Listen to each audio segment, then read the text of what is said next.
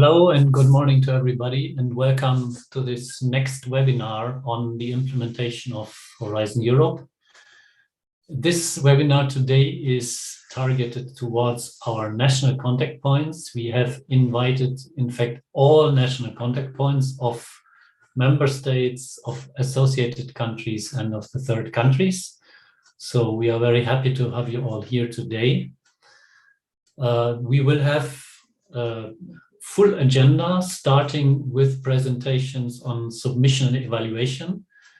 This will focus on the novelties in Horizon Europe, but also on the first lessons learned after the first calls that we have run under Horizon Europe. Then we will have a presentation on the details of grant agreement preparation, because the first big wave of Horizon Europe proposals now enters this stage of grant preparation. And then finally, we will have a presentation on legal and financial issues related to the whole running of the proposals and the grant. We will have possibilities for questions and answers. This will all be run entirely in Slido. So I think on the event page, you have all the details for opening in parallel to this YouTube stream a Slido page. And I would ask you to start immediately, if you have questions, to put in your questions. We will have actually 3 questions and answer session after each block.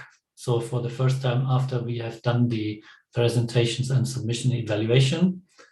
And we will, after each question and answer session related to that particular block, erase the Slido page again and start anew with the next section of questions on the related subject.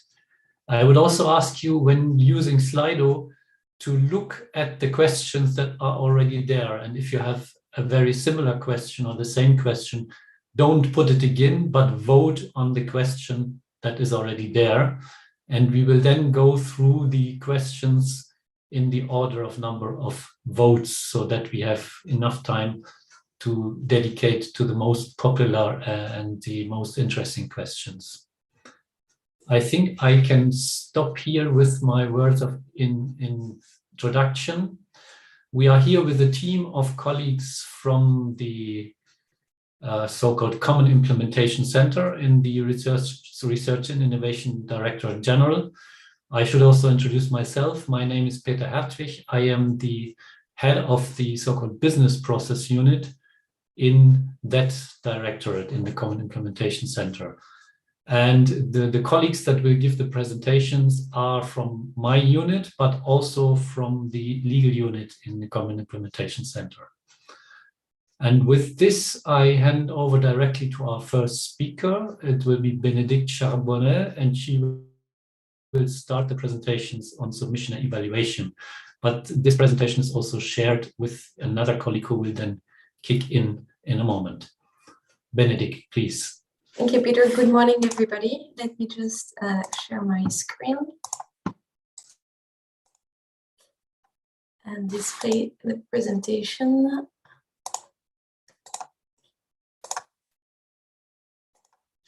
I think now you should see it correctly and without gray zones. So let's start immediately with submission and evaluation. And I will present you a few novelties regarding the submission and evaluation business processes. And in the middle of the presentation, my colleague Isabelle will really focus on the first feedback we received and answer to some questions that we have frequently been asked since the launch of the program. But first, important points and novelties regarding the submission process. And starting with what will happen first when a proposal has been submitted, it's regarding its admissibility and its eligibility. If you want to have the full information about admissibility and eligibility, your point of reference are the general annexes to the work program that you can find in the funding and tenders portal. But here on this slide, you have a summary of the most important points. First, regarding the proposal page limit, And for those that are already familiar with what happened under Horizon 2020, you will notice that here we have a substantial reduction in the maximum length of the proposals. For the research, innovation action, and for the innovation actions, the page limit is now 45 pages. And for the coordination and support action, it's 30 pages. For the co-found, we have a limit of 70 pages, and for the first stage proposal, 10 pages. These are the general rules applying for most of the topics. However, it's always possible that there is an exception for a given topic. And for that, your point of reference is, of course, the topic description in the work program. So always check the exceptions of each topic to be sure that you use the page limit that is the correct one for your topic. The second important point is the composition of the consortium. Here we talk, of course, about collaborative projects that are implemented by a consortium of several partners. And the general rule is that the consortium must be composed of at least one independent legal entity established in the member states and two other independent legal entities that are established either in a different member state than the first one or in associated countries. We'll come back to associated countries in a moment. For the coordination and support action, be aware that the rule is a bit different because it's the proposal must be submitted by one or more legal entities, which may be established in a member state, in an associated country, or only in exceptional cases and if provided for in the specific condition in another third countries. That's regarding the composition of the consortium. And next novelty, that is something that we introduced under Horizon Europe, and it's an eligibility condition. That's the gender equality plan.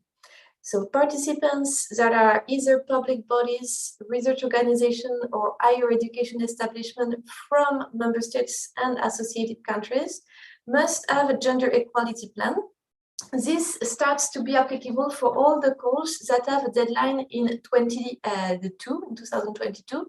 So all the calls from deadline from next year will have this obligation. And those participants that must have the gender equality plan need to say in their proposals that indeed this is a self-declaration. They need to say that indeed they have such a plan.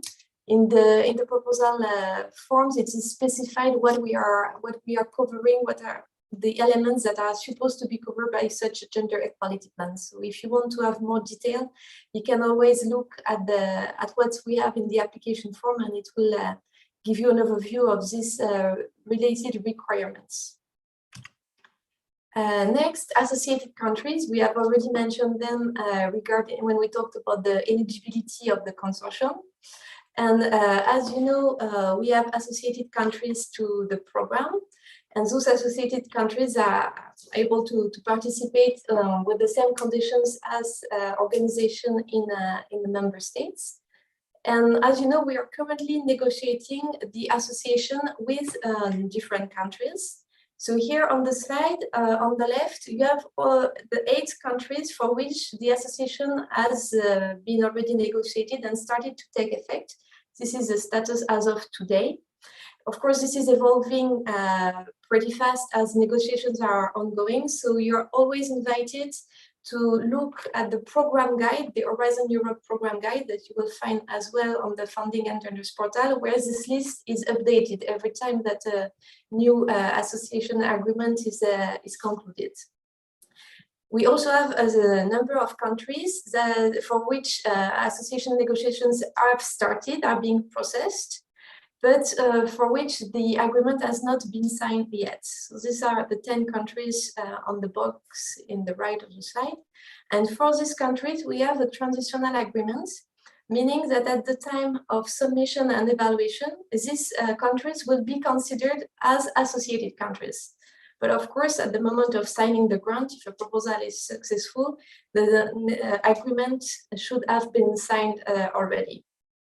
Then we have the specific situation of Switzerland, that was an associated country under Horizon 2020. But currently, legal entities that are established in Switzerland are not covered by the transitional arrangement and cannot be considered as to be associated country. Now, regarding the application form, I already mentioned it already. And all of those that are familiar with Horizon 2020, you will find that we are following exactly the same structure regarding the proposal template. It contains two parts.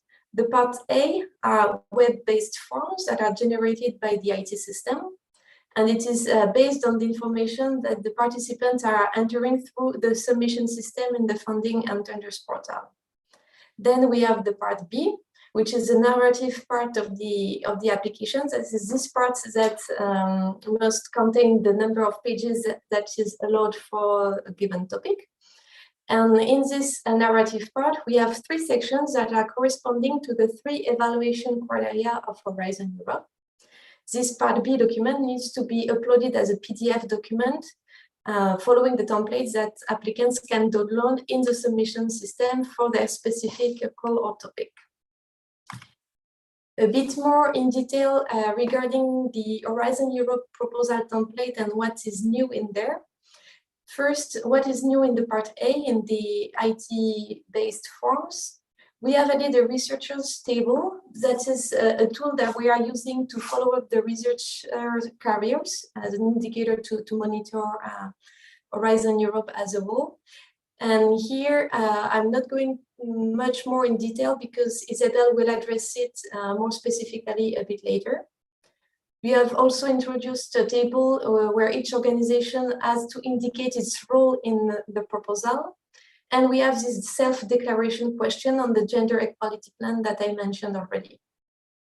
Then we have elements that were already present in the proposal template of Horizon 2020, but that have been moved from the narrative part to the IT-supported part A.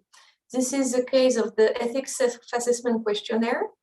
We also have a security questionnaire that is in the part A, and now this is new. This is applicable for all Horizon Europe proposals and not only for those that are specifically flagged for security. And something else that we have moved from the part B to the part A is all the information related to the participants' previous activities that have a link are related to the goal. So here we are talking about the list of publications, the list of previous projects from the participants. All those elements that used to be in part B are now in the part A. And last but not least, regarding the part B of the template, we have added few elements to help as much as possible the applicants to prepare their proposal. We have added a glossary of terms where we define all the specific terms and vocabulary that we are using under Horizon Europe. We have made sure that we are always using the same terminology, that the terminology that is in the work program is also in the proposal template and later on in the reporting template, so that it's clear for everybody. And last but not least, we have added really detailed and extensive explanations on what exactly should be included under each section of the proposal template. So under the section related to excellence, under the section related to impact, and under the section about the implementation. We really detailed what are the elements expected there from the applicants. And now I can leave the floor to Isabelle that will present you the first feedbacks and answer to a few popular questions. Thank you, Benedict, and good morning to all. Yes, I will present some of the most frequently asked questions that we have received, but I will start with some information about the problems that we have encountered in the submission system in the last months. I'm sure you all are aware of these problems. We are all suffering this, and including the applicants that they are at a very high stress when they are submitting their proposals and they find that the submission system is not working properly. So for this, we apologize very much. And the reason for these problems is the extremely high traffic that we have suffered. Now it's a bit lower, so now it's a bit better. And then this was together with an unfortunate change of incidents linked to the global infrastructure of the IT that we use for the submission system. So the good news now is that these problems are now solved and the system is now stable. So the system is working well, similarly as in the last years of Horizon 2020. However, we know that occasionally we still receive complaints of people that are not able to submit proposals, that are not able to save their work. And for this, we of course investigate what happens in every single case. But for us doing this, it is essential that participants submit a complaint, a formal complaint in the portal within 4 days after the call deadline. So for all the complaints received, we really give the highest priority to solve these cases, in many cases in contact with the applicants, and in close to 100% of the cases we are able to solve and the proposal is submitted correctly. We have also put in place a new notification function in the portal that address you, the NCPs. So with this communication function, we want to reach you as soon as we encounter problems in the submission system. So I don't think we have now used so far. This is good news, but our intention is that as soon as we realize that the submission system is not working properly, we will notify you immediately, so you are aware. And we also are aware that you complained that our help desk instruct in many cases the participants to contact you when we have problems in the submission system. So I think this is not happening again now. We have instructed our help desk not to do it when the problem is on us.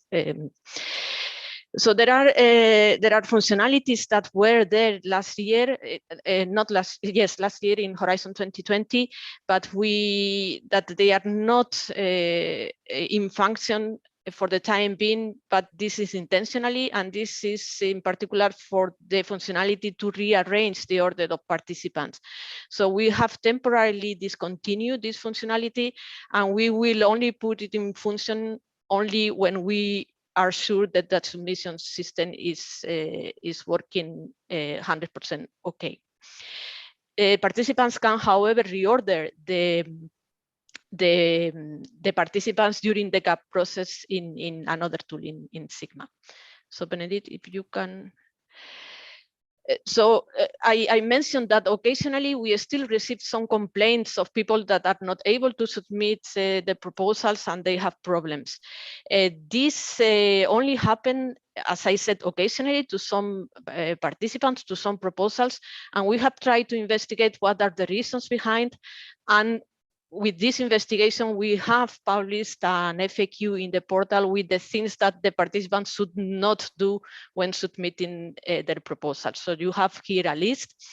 And then this, of course, includes the recommendation to submit a final or close to final version some days before the deadline. As you know, when we are approaching the deadline, all the participants want to work in the proposals they are submitting, and the stress in the system is high, and the possibility or the probability to have problems is higher. So we also, go back, please. So we also saw that participants have problems when more than one user is working in their part of the proposal. So for this, we recommend that only one user is working in their part of the proposal. So of course, participants can work in parallel in their different parts, but when one participant is working in their place of the proposal, in their part of the proposal, it's recommended that only one user do it. We also recommend to not edit the submission form in more than one browser or tab in window at the same time. And of course, we recommend to save the changes frequently. So they should realize that when they are working in the system, the data is not saved until they click the option save. These are general recommendations that were there since the beginning of the submission system. They should not use file names containing special characters. Only alphanumerical characters are allowed.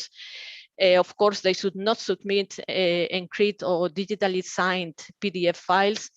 And they should always check after uploading a document whether they can the document is they can open the document correctly.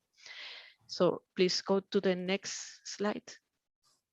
Yes, and saying this, I am going now through a list of questions that we receive very frequently. And the main or the first question is the type of participants in proposals. So in Horizon Europe, we have made a change because in the past, in Horizon 2020, in the proposal, we ask only those participants that later on will become beneficiaries to be included in the proposal. Now in Horizon Europe, we are asking to include already in the proposal the 3 types of participants, which are the beneficiaries, the affiliated entities, and the associated partners. So it's important for the participants to know that only those participants that will later on become beneficiaries have access, edit rights to encode data in the submission system. So those beneficiaries have to encode the data for their affiliated entities, and they should also need to encode the data for the associated partners, which are partners that participate in the project without signing the agreement and without the right to charge cost or claim contributions. For the associated partners, they should not give us details on the budget table, but we ask nevertheless details on the own resources and financial contributions. I will come later on with more details on these new cost categories in the budget table. So we also receive questions about the description of individual participants. So here, as Benedict mentioned, we have made some changes. Before we asked this description in the part B. Now we are asking the description of the individual participants in part A. But the questions or the information that we are asking didn't change. It's exactly the same as the information that we were asking in Horizon Europe. In Horizon 2020, sorry. So this information, the information that we need is the 5 most relevant for publications, the 5 more relevant projects that are linked or in the same area of the project they are submitting, and the list of relevant infrastructure for the project. And this is the information that we ask. We do not ask for CVs, we do not ask for letters of support, and unless this is specifically requested in the call conditions, we don't want to receive this information. But note also that in Horizon Europe, we are asking the identity of the researchers, and also we are asking the role of each participant. And this is information that even we will use, in particular, the information of the researchers we will use for answering an indicator of the evaluation of the whole program. And I will come back later on to this. This is information that is also available to the experts, to the evaluators. So we also received many questions about where to include information about in-kind contributions. So here is important to note that in the past, in Horizon 2020, we had 2 categories of in-kind contributions, so free of charge and against of payment. So it's important for you to know that in Horizon Europe, when we talk about in-kind contributions, we always talk about in-kind contributions free of charge. The notion of in-kind contribution against payment in Horizon Europe is a special case of purchase cost or personal cost. And in in-kind contributions free of charge, so the participants should declare the costs under the corresponding cost category in the budget table. And in addition, they should give us details in the table 3.1J in the proposal part B that you see here in this slide. So they have to give us the name of the third party, the category, the cost, and a short justification. So if you can go to the next slide, please. So more questions that we received, so about the researchers table. So one very common question is what to do if researchers are not yet identified at the time of proposal is submitted. This is okay. We are aware that in many cases they just contract or make contracts to the researchers only when they get the funding. So in those cases, they don't need to give us any name in the proposal, no need also to have a placeholder in the table. But later on, during gap stage or in the continuous reporting, they will be able to update this information in the researchers table. Then another question, what will information in researchers table be used for? So as I explained, the main purpose is to answer an indicator related to the evaluation of the whole program. And this indicator is about how the funding of the program influences the career of researchers. So we will use this data mainly to answer this indicator, but this information is part of the proposal, and this an information that will be available to experts when they evaluate the proposal. It will also serve us to make an analysis of some complaints that we received in the past, saying that in some proposals, the consortium included very renowned people, very good researchers in the proposals, that later on they are not really taking part in the project when the project is funded. So with the researchers table, we will have a way to assess and to analyze whether this is the case in some projects. So another question is whether there is a maximum number of deliverables. So we understand that there is some confusion here because in the online manual, we mentioned that the proposal should limit the number of deliverables to a maximum 10-15 for the entire project. So for this, you need to be aware that the information in the online manual is now corporate, is valid for all EU programs, and it is just a recommendation. So it is perfectly possible that due of the nature of the project, of the complexity of the project, on the number of researchers, on the number of participants in the project, it is perfectly possible to include a higher number of deliverables and work packages, no problem. Then another question is the Canvas table 2.3 in proposal part B mandatory?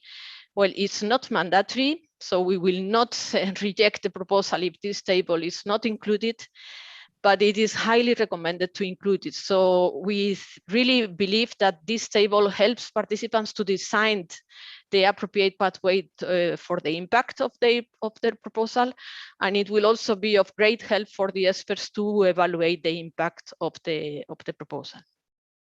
So if you can go to the next slide, please.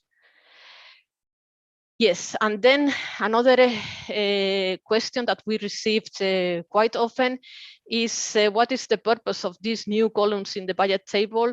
The new columns are on revenues, own resources, and financial contributions. So the reason we are adding these new cost categories is because we have an obligation to include in the budget table of proposal a budget that is in balance. So meaning that the expenditure in the project should be equal to the income. So for this reason, we are asking in those projects that are not financed %, what will be the financial source for the money that is not funded through the project, through the Horizon Europe project. So for this, the participants will have to give us whether this source of financing of the money that is not coming from the project comes from own resources or from other financial contributions. It could also be that they count or they foresee some receipts or revenues, so income generated by the project, and they can also include this in the budget table. So in a nutshell, so the participants that receive 100% of funding rates should not fill in any amount in these columns, because otherwise they are telling us that they have more income than cost, and this is of course not possible.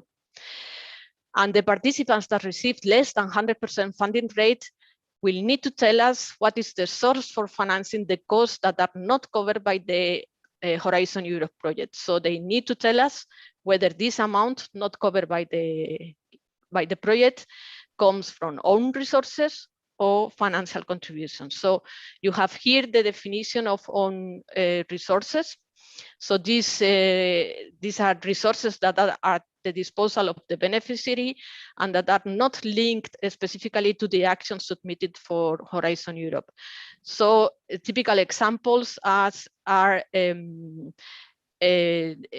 money coming from a commercial activity in a company, or could also be for a public university, so the annual subsidies that they receive from national ministry. And then under financial contributions, we are asking whether they receive funding from another third party. So they are also participating in a different, for instance, in a national project in which they will use this funding to complete the activities of the Horizon Europe project. This is what we are asking with these three new columns. Of course, revenues is the notion of receipts that we had in Horizon 2020. And it's also important to notice that for associated partners, this is the only information that we are asking in the budget table in the proposal. So they should tell us here what is the source of the money that they will use to implement the activities that they described in the proposal. We have also a FAQ published in the portal. You have the link in this slide with exactly this information. So if you go to the next slide, please. And finally, we also received many questions about how to fill in the table on major cost items regarding the purchase cost. So here we have not changed anything regarding Horizon 2020, so the approach is the same. And in this table, what we are asking is when a proposal includes very high purchase cost, and when we say very high, we refer to more than 15% of the personal cost, they have to give us details of those costs. And the way to fill in this table, you have an example here. So imagine that a participant fills in the budget table in which they have an amount of 280,000 as personal cost, and different amounts for the different categories of purchase cost.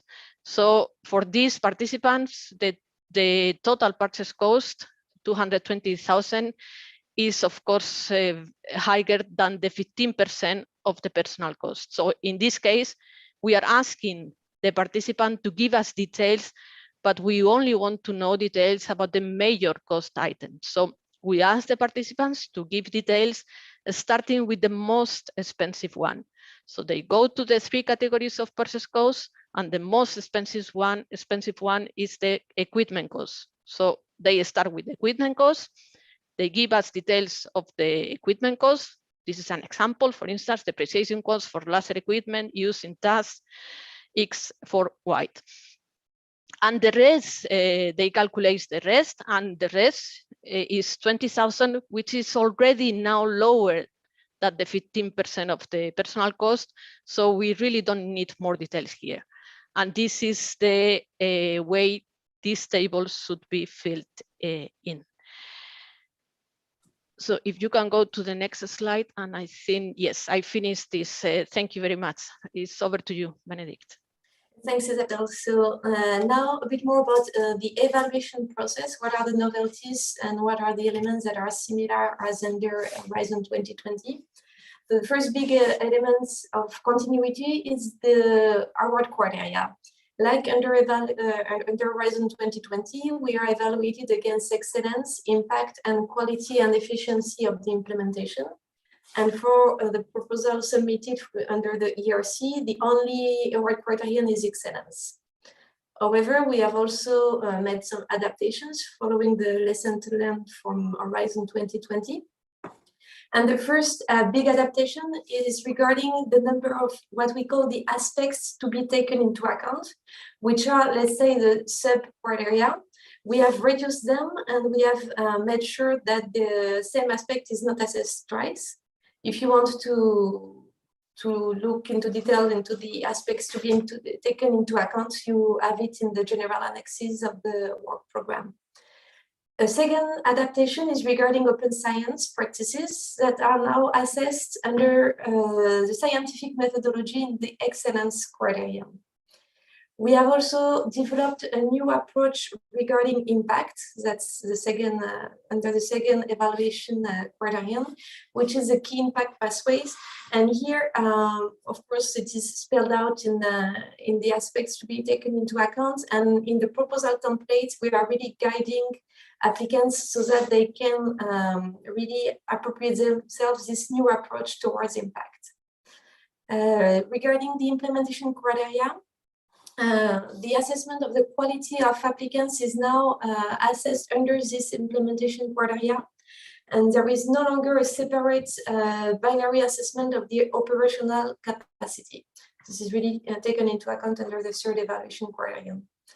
And last, we are no longer assessing the management structures. We have removed it because we noticed, it was feedback from Horizon 2020, that the management structures were generally really good in all the proposals, and that was not really a key element to evaluate and assess the difference between the proposals. So this is no longer there for Horizon Europe.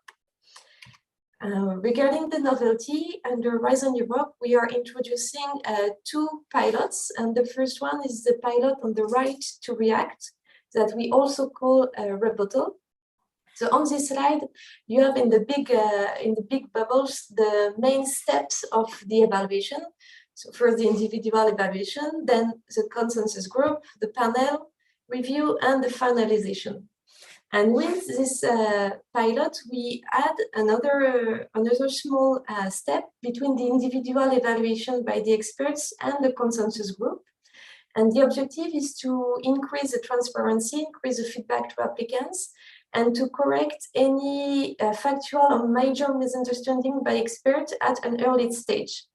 So what's going to happen under this pilot is that experts are performing their individual evaluation, but then this is sent to the applicants, and they are able, the applicants, to send their reactions to the draft comments of the experts. So they would be able to correct any big misunderstanding, or if the evaluators just made a factual mistake, the applicants will be able to tell it and to send their reaction to these comments of the experts, and then this will be discussed and looked at by the experts during the consensus group. This has been already piloted under a few topics in 2021, and it will still be piloted in 2022. And of course, on the Commission side, we will assess this pilot and decide on whether it will be extended in the future. The second new evaluation modality that we are piloting is blind evaluation. What is the objective of this pilot is that we know that there are concerns that the evaluation could be perceived as biased towards either when an organization or towards an organization in countries that are usually better performing in research and innovation. We don't have any evidence that there is such a bias, but there are those concerns. And with this pilot, we really want to identify whether having this blind evaluation is creating any difficulty. So what are we going to do is that this blind evaluation will take place only for those calls that have two stages. And it will be only the first stage of the application, the first stage proposal, that will have to be blind. It means that the applicants will have to make sure that they don't disclose any information that would enable the expert to identify them. This pilot has not been launched yet. It will be launched under the work program 23-24.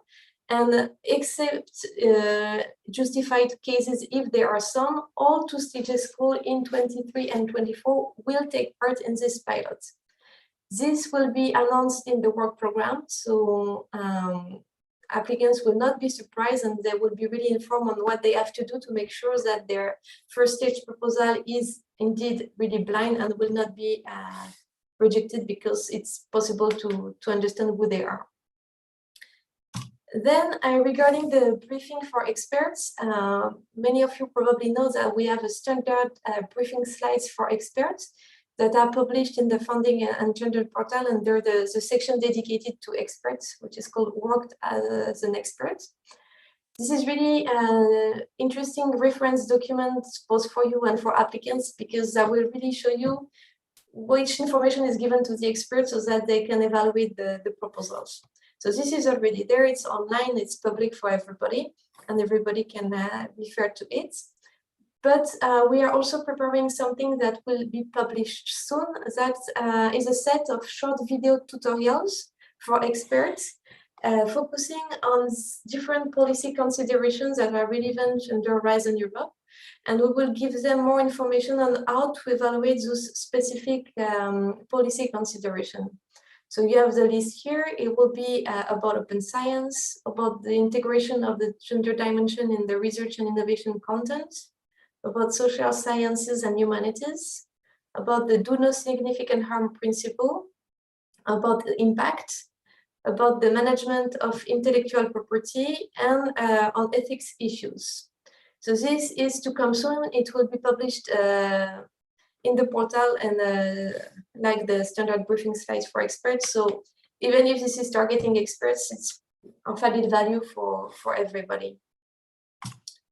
So that's all regarding the novelties under the evaluation process. And just the last slide, you will of course have access to the slide afterwards. If yourself you need more information, or if applicants are contacting you requiring more information about the different issues linked to proposal submission, evaluation, policy consideration, you have on this slide a list of previous webinars we already organized and that we have recorded. And of course, you can always refer yourself or refer applicants to these events. And the last link on the slide is the news section of the funding and tender portal. It's where we publish all the new webinars that will be organized. So that's also a page that it's worth to visit from time to time.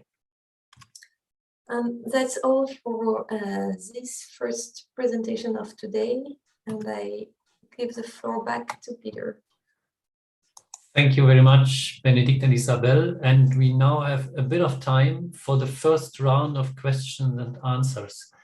Olivier, can you please bring up the most popular Slido questions? And many thanks to all participants that you were so disciplined to really put your questions only on the part one. So we will now go through the questions in part one. First one, gender equality plans are necessary for grant agreements, but ask in the submission process. If it is still in preparation by the time of submission, should we tick yes or no? If no is ticked, will it be eligible? Isabel, do you want to come in on this one? Yes, so indeed we asked already in the proposal, but indeed we will check whether this is so this partner has the gender equality plan already in place at the time the grant is signed. But of course they need to know is a way to make them aware that this will block them at the time of the grant signature if this plan is not in place. Yeah. Okay, next question. Why is the page limit not proportional to the number of partners? Consortia with a lot of partners seem to struggle. Well, yeah. So technically this is not possible because we are cutting automatically the number of pages in the submission tool. But what we really do is to, at the time we publish the call, we really take into account whether for this type of calls, we normally receive calls with proposals with many participants. And in those cases, we have exceptions to the page limit. So it has to be call by call, topic by topic, but cannot be a proposal per proposal. This is impossible. Yeah. Okay. Next one is a list of researchers in part A, really for researchers, meaning industry and SMEs have to leave it blank. I think we replied somehow in the presentation, but maybe we can say it again even more clearly.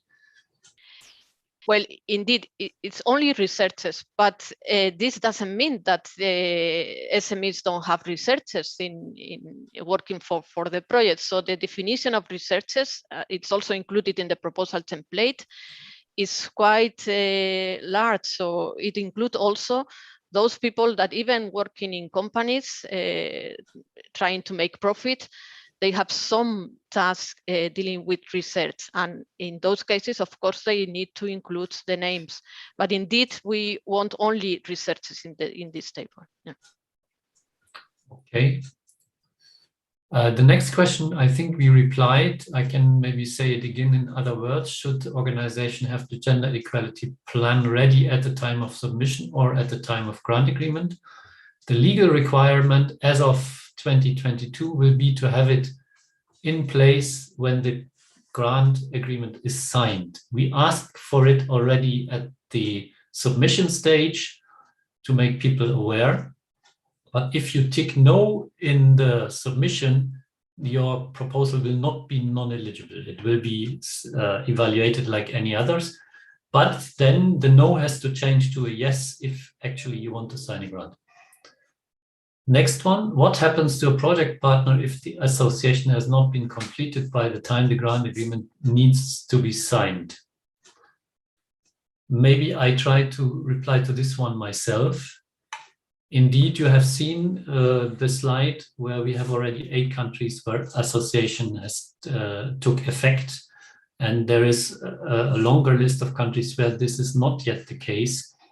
And indeed, we can not sign grant agreements with consortia or monopartner projects with beneficiaries from these countries. So there are, of course, different possibilities. We can wait a bit with the grant signature. We can delay it a bit. The consortia themselves can think about rearranging, possibly making a beneficiary, turning a beneficiary into an associated partner. But we cannot give general guidance or even strict rules here. This is all a case-by-case consideration, which has to be then done in communication between the funding body and the consortium concerned. That's all we can say at the moment. Next one, can you please specify and elaborate on the equal ranking criteria, gender, regional, geographical, budget, SME? Who wants to come in? Isabel again? Yes, I can come in. Yes, indeed, we have made some changes in the criteria that we use to rank proposals with the same score. Those criteria are listed in the general annexes of the work program, and the first one is that we take into consideration within the group of proposals with the same scores, those that deal with concepts that have not been tackled in the higher ranked proposals. Yeah. Then we use the score on excellent first for RIAs and impact first for IAS, for innovation actions. So this is exactly the same as we did in Horizon 2020. And then we use the gender balance of researchers listed in the researchers table. So we really are going to look only in the list of people, list of researchers identified in the researchers table. Then we use the geographical diversity criteria. So we will, within the group of proposals with the same score, we will rank first those proposals that include member states or associated countries that have not been participated in higher ranked proposals. And then, if I am not mistaken, the next criteria, so if still we cannot solve we cannot rank the proposals with the same score with all these criteria, then we leave to the panel to decide which criteria to use. And one example is that, for example, they could use, if relevant for this call, the budget to SMEs. Okay. But, yeah. Next question, what happens if a third country is partner of a coordination support action proposal? Will the proposal still be eligible without the third country? I can reply myself. The proposal would be eligible if the rest of the consortium fulfills the minimum criteria. Of course, for CSAs, this is one from a member or associated country, unless specified differently in the work program. So in principle, yes. But Isabel, you might want to explain again the approach on the CSAs and third countries in general. Yes, we will soon publish a FAQ in the portal clarifying this, but for CSA, unless it is not mentioned in the topic condition that we allow third countries to participate, those third countries can, of course, participate, but as associated countries, associated partners, sorry. Mm-hmm. Associated partners. Next one, would it be possible to have some practical tips on how to describe impact pathways? Would a table be clearer than a simple narrative? Well, this is exactly what we have done in the proposal template. We really include this canvas, as we mentioned. These are tables to help participants to show the pathway to impact. Yeah. So we really have made a lot of work and include explanations in the proposal template. Yeah. Okay. So please wait for the FAQ that will come soon. Next one, do you expect association with the UK in the coming months, or might it be smarter for consortia to include UK partners as associate partners in the proposal? I'm afraid we cannot give any prediction here. All we can say is that UK, with a whole list of other countries that you have seen on one of the slides, is in the category of the so-called to be associated. That means that the preparation for association is ongoing but not finalized. But I'm afraid that is all we can say at the moment. Next one, I am highly surprised to see that the Canvas table 2.3 is not mandatory. There is nothing in the proposal template to indicate that this is a voluntary option. Can this be changed or made more obvious?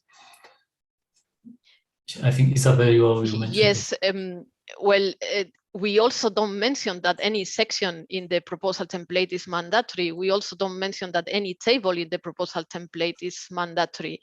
So we receive many proposals in which some tables are missing, and we are not rejecting those proposals because a table is missing. So this is what I try to explain here. So we have a template for the proposal. We expect that all applicants follow this template, but we are not rejecting a proposal only because one table is missing. So this is what I try to explain. Yeah. Okay, next one, and I would suggest we stop after this one because then the popularity of the question is lower and we are also already behind schedule. So last one to reply here now. It says GAP must be signed by top management. What does signed mean? Physical signature or just supported by the top management? I think it is the latter. So we need, of course, evidence that this is a document that is well known in your organization and supported by the senior management. So if it appears on your company's website or in your internal instructions for staff, that should be sufficient. We don't mean a blue ink signed and notarized paper necessarily. Okay, I think I take the next one because it has also 9 votes. Under the transition agreement, will the not yet associated countries receive the EU contribution? No.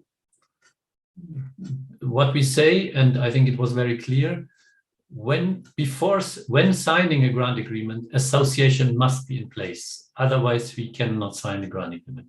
For the proposal stage, we have this transitional arrangement saying the to be associated will be treated as if they were already associated, but when it comes to signing the grants, association must be in force. So I stop here. We will, of course, not forget all the other questions. We will download them from Slido and process them, maybe not replying to them one by one, but they will feed in our general guidance and maybe in the formulation of new FAQs. And I would now suggest that we go to the second part of today, which is grant agreement preparation. And here I would ask my colleague Petros Belsis to take the floor and present his slides. Petros, try to be as succinct as possible so that we have time for discussion. I'm afraid we will not have time for coffee break that was originally planned. Petros, please. Good morning. Can you hear me? Yes, good morning to all. Petros, are you here? Yes. Can you hear me? Yes? Yes. Do you hear me now? Yes, we hear you. It's a bit weak, but it's okay. Okay, I'll try to. Good morning to all. Yes, the next presentation will be on the preparation of for the grant agreement signature. Just let me share the screen.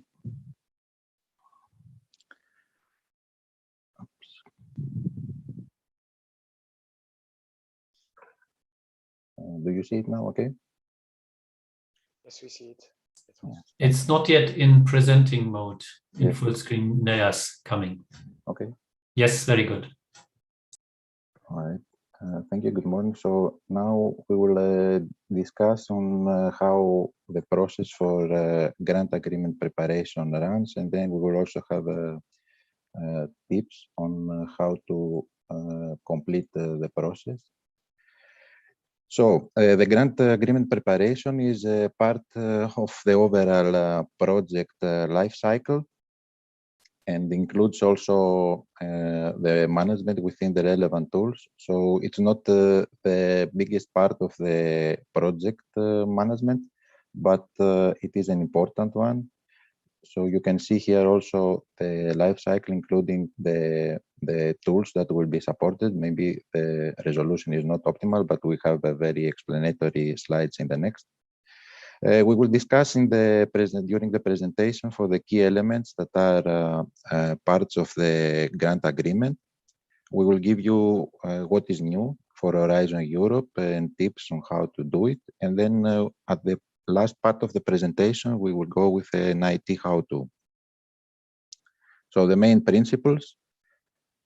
We have a single gateway first for all your exchanges. So everything that you need to do in order to sign the presentation will go through the funding and tender portal that you already are familiar with because you find all the information related to the calls. Then you can start your submission of the proposal. So then you will also be able to continue the support of your project there.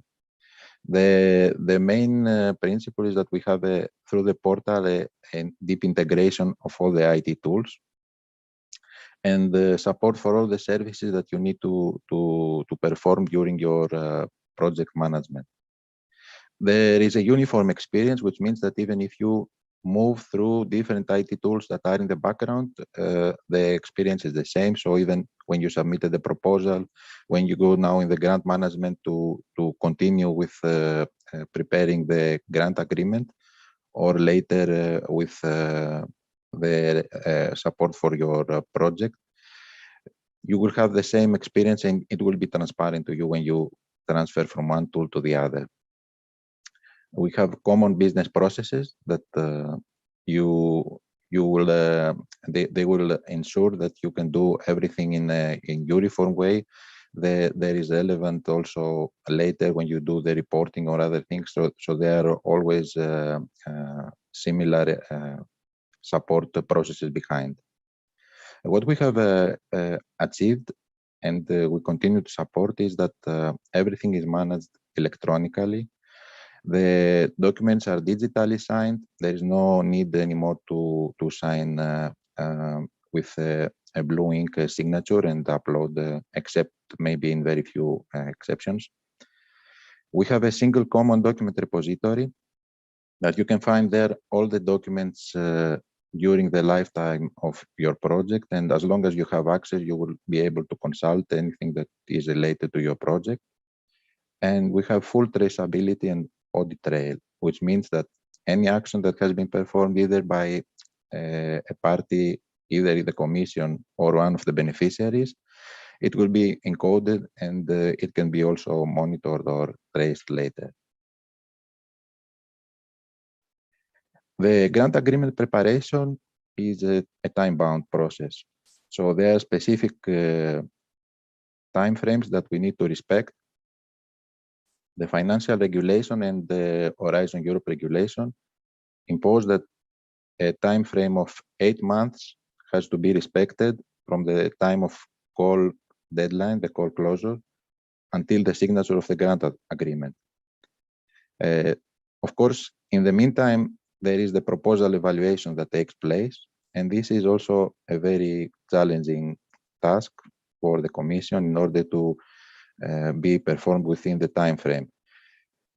We need to do this within 5 months, and of course, in order to have all the evaluations, to have all the ranking list and everything prepared within 5 months, this is quite challenging. But in general, most of the time, almost always, we manage to have it done within 5 months, which means we have 3 months to sign the grant agreement and to manage all the process of grant agreement preparation. Exceptions may happen in some cases, like in ERC actions, but for the deadlines, you will be informed when you receive the evaluation letter. Of course, within the 3 months, we will explain what has to be done, and there can be also consultation in specific cases when there are issues related to ethics, and then it might take, let's say, it might shorten the time that is left for reaction from your side. So you need to align yourself with the deadlines and make diligent efforts to comply with the dates which are set, which are not, which cannot be negotiated. In case there is an issue, we strongly advise that you notify the EU services, your project officer, if there is a problem that may lead to delays. And of course, you need to be aware that non-response from the participants' action and non-respect of the deadlines may unfortunately lead to termination of the grant preparation. So, in brief, the main process steps: you receive the invitation for grant preparation, and then the coordinator, together with the beneficiaries, they need to ensure a number of steps in order to be prepared to complete the first step. This has to do with, of course, the validation of participants, if they are not already validated, to set the access management roles in the system so that they can perform the necessary actions, and to sign the declaration of honor. So they're to be signed electronically. Then the next step is to review the grant data and to prepare all the necessary tables. Some of them have to be completed online. Then to prepare, of course, a description of the action and also the narrative part, which we will explain later in detail. Maybe some iterations will be necessary, a kind of response, let's say, from the Commission also, and then back to the consortium to complete some data. In the meantime, also on the Commission side, there are some processes which will be in parallel running. For example, some ex-ante checks, the reservation of funds, and the preparation of the award decision. The next step is that the coordinator signs the agreement, so on behalf of all the consortium. The signature will be signed also from the EU counterside, and then, of course, the last step is that the beneficiaries have to sign the accession forms, and then, of course, the grant agreement is already in action, and then you can receive the pre-financing if and as defined in the grant agreement. So here, a more practical, let's say, discussion about the timing, because as we said, we have this 3 months maximum period to sign the grant agreement. In the first 3 weeks, on behalf of the consortium and the coordinator, of course, who is the overall responsible, you have to prepare the data in the tools and according to the instructions that you will be able to find also in the portal.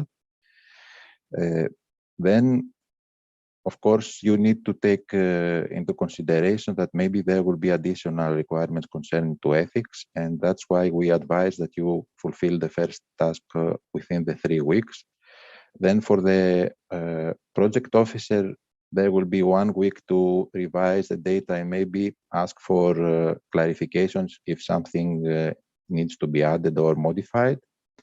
And within the last 2 weeks, a few exchanges, maybe 1 or 2 usually happen in order to ensure that all the data are there and correct as required.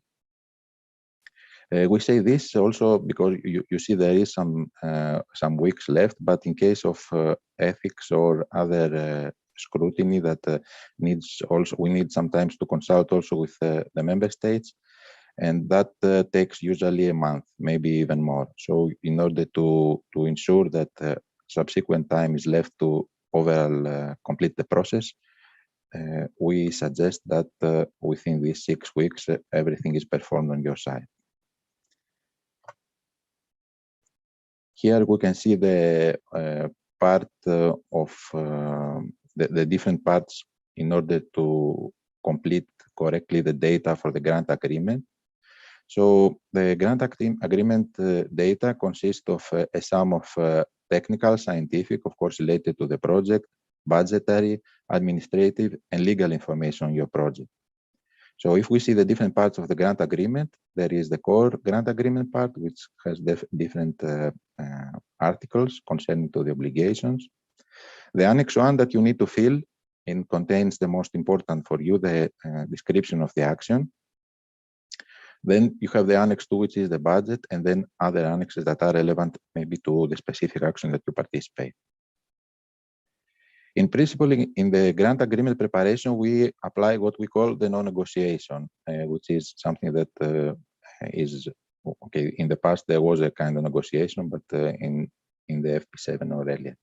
So in principle, we have a very competitive evaluation process, and we consider that the projects are mature enough and they have their potential, so we don't enter into changes. We don't expect any changes. We consider that they are mature enough and they can be taken as they are ready.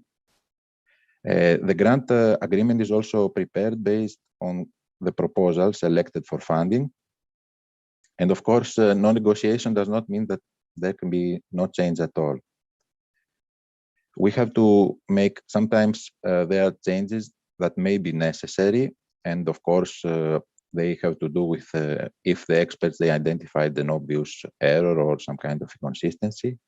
There could be changes that meet legal or financial requirements. An example could be that there, in the meantime, there has been a change of status, which may imply a change in the funding for a specific beneficiary. If the experts have identified that there are issues related to ethics or security, of course, these are obligatory to be done. Well, there can be the case of removing a participant, but this, of course, needs to be explained and agreed also by the EU because it is part of the proposal. So removing participants and replacing them might imply that there is a change concerning to what the proposal that originally was submitted. And of course, you have to correct obvious inconsistencies or clerical errors. For example, if you did something that is obvious, a typographic error or something similar. Non-negotiation does not mean that there is no control on our side. So we do eligibility and viability checks concerning, for example, the financial capacity of specific beneficiaries or the coordinator. There are also anti-fraud checks and risk-based controls that are carried.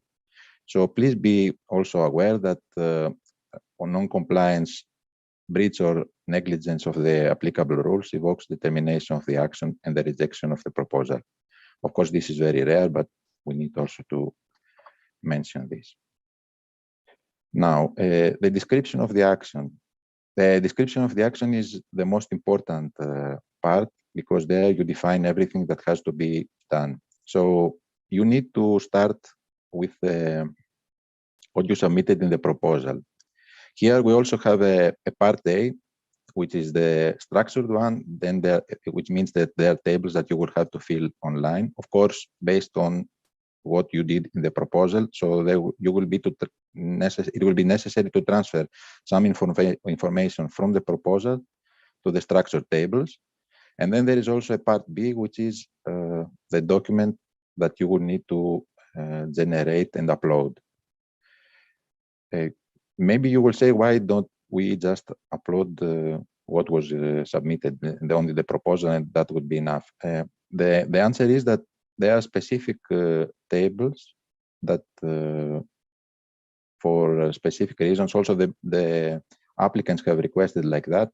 In order to simplify the proposal, we just ask for some information, not in so much detail, or we ask it in non-structured form. And because a small percentage, because the process is very competitive, of all the proposals are funded, we don't ask you to encode all this detailed information for a project, for a proposal that might not be funded. But here you will be also instructed. We are trying to help you. We don't have a template that fits all, but we have the instructions on how to create a description of action. And even though you might find sometimes in the portal a generic one, when you enter into your specific action, you will find the specific instructions that are related to the action that you participate. So what you have to do in general, you have to write a small project summary in the part A, in the structure tables. Then you will already see pre-filled the list of beneficiaries, but maybe some changes will need to be made there. You have to take from the proposal the table 3.1a and create there the list of work packages in the relevant tab. We will show you later in the IT how you can do it, but it is rather straightforward. You will need to include the list of deliverables, and then the work package descriptions, the list of milestones, critical risk and mitigation actions, and a summary of project efforts in person months. For the part B, you need to be a little careful, because although you start from the part B of your proposal, you will need to remove some information which already has been included in part A. So you will need to remove the cover page, the list of participants, which we already mentioned. There is a separate table now in part A. You will need to create a section for the ethics self-assessment and copy this section into your from what you included in the proposal part A. So you need also to add the history with all the changes and specify every changes you did, because this is very important in order to compare if what you have entered in the description of the action is exactly the same as you described when you prepare your proposal. And also you can add it, please add the table of contents with the page numbers. Well, if we summarize what you need to be very careful, please avoid repetitions, because it can lead to inconsistencies. If you have entered something that is now in part A with the structured tables, and then also you have left it in the narrative part, then you know that things also get updated in the tables, but then you will have a narrative part that will not be the same, and then we have inconsistency, and it's difficult to know which is the correct information. You also need to be aware of the ethics review and security scrutiny, because any ethics requirements, if all the projects undergo an ethics screening, and if the requirements are found, then they are binding. You need to do something about it. If there are changes that the experts have included, then you need, of course, to create the necessary changes. And before doing that, we cannot sign a grant agreement. So you need to do these obligatory changes in the description of the action. In some cases, we have simplified the procedure, so you don't always need to keep and provide documentation, because in some cases of specific ethics research, when it has to do with stem cells or human tissues and other cases, maybe you will need to provide the national certificates. In most of the cases, you are not supposed to do this, so we have simplified. You just need to keep them in case they are asked. But if the project officer thinks that they are necessary, that there is a problematic case that needs to include more, to look into it more, then you need to submit these certificates upon request.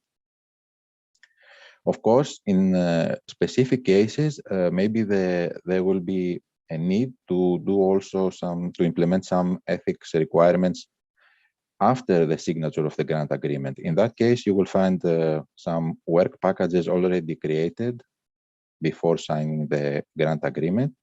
And you will also find that there is a deliverable that you will need to, of course, submit because it is related to these ethics. This can happen also for specific cases which are related to security actions. So you can have also security work packages and security deliverables. So far, what we would advise you to, as takeaway messages, we please to have in mind. Pay attention to the deadlines. Be always proactive if there is an issue. If you find, you can always contact the project officer. Be transparent if you face difficulties, and in that case, try to propose a plan to overcome these obstacles that you may have encountered. And you can always collaborate. The project officer is there to support you, and you can always seek for advice in case you are facing or you have a question or you are facing an issue. A little more now, we will go on how you can implement, and we will show you also some of the new, let's say, requirements in Horizon Europe, how to be able to perform these actions in the tools. Well, the first thing has to do, as we said, that you need to create and set up the relevant roles and set up the permissions in the tool. So the concept of the legal representative of an organization is very essential. So once you are validated, you always have the legal representative, which in turn has to assign for the organization a legal and financial signatory. So these two roles, they are generic. They can, for an organization that has many projects, you may have more than one legal signatory and financial, and then it is up to the coordinator of the project to define and the participants for each beneficiary to select from the available legal and financial signatory who will be working on this specific project. So the minimum configuration is to have, of course, one LEAR, the legal representative, which is responsible for everything that has to do with the signing or any other obligation.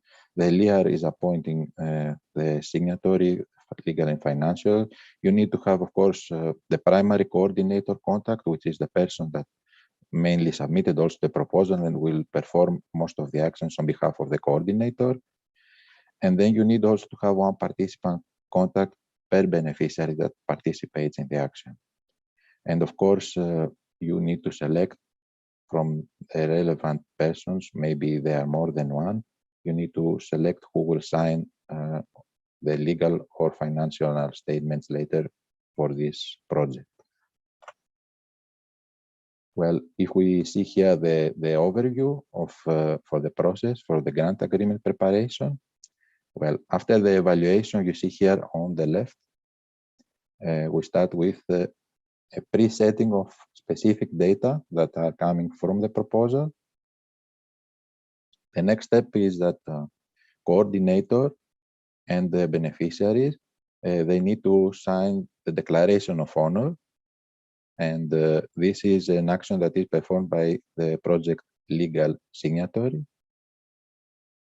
The data need to be encoded well, anybody can participate, the coordinator and beneficiary can fill, but only the coordinator will sign later, represented by the PL signature, the project legal signatory.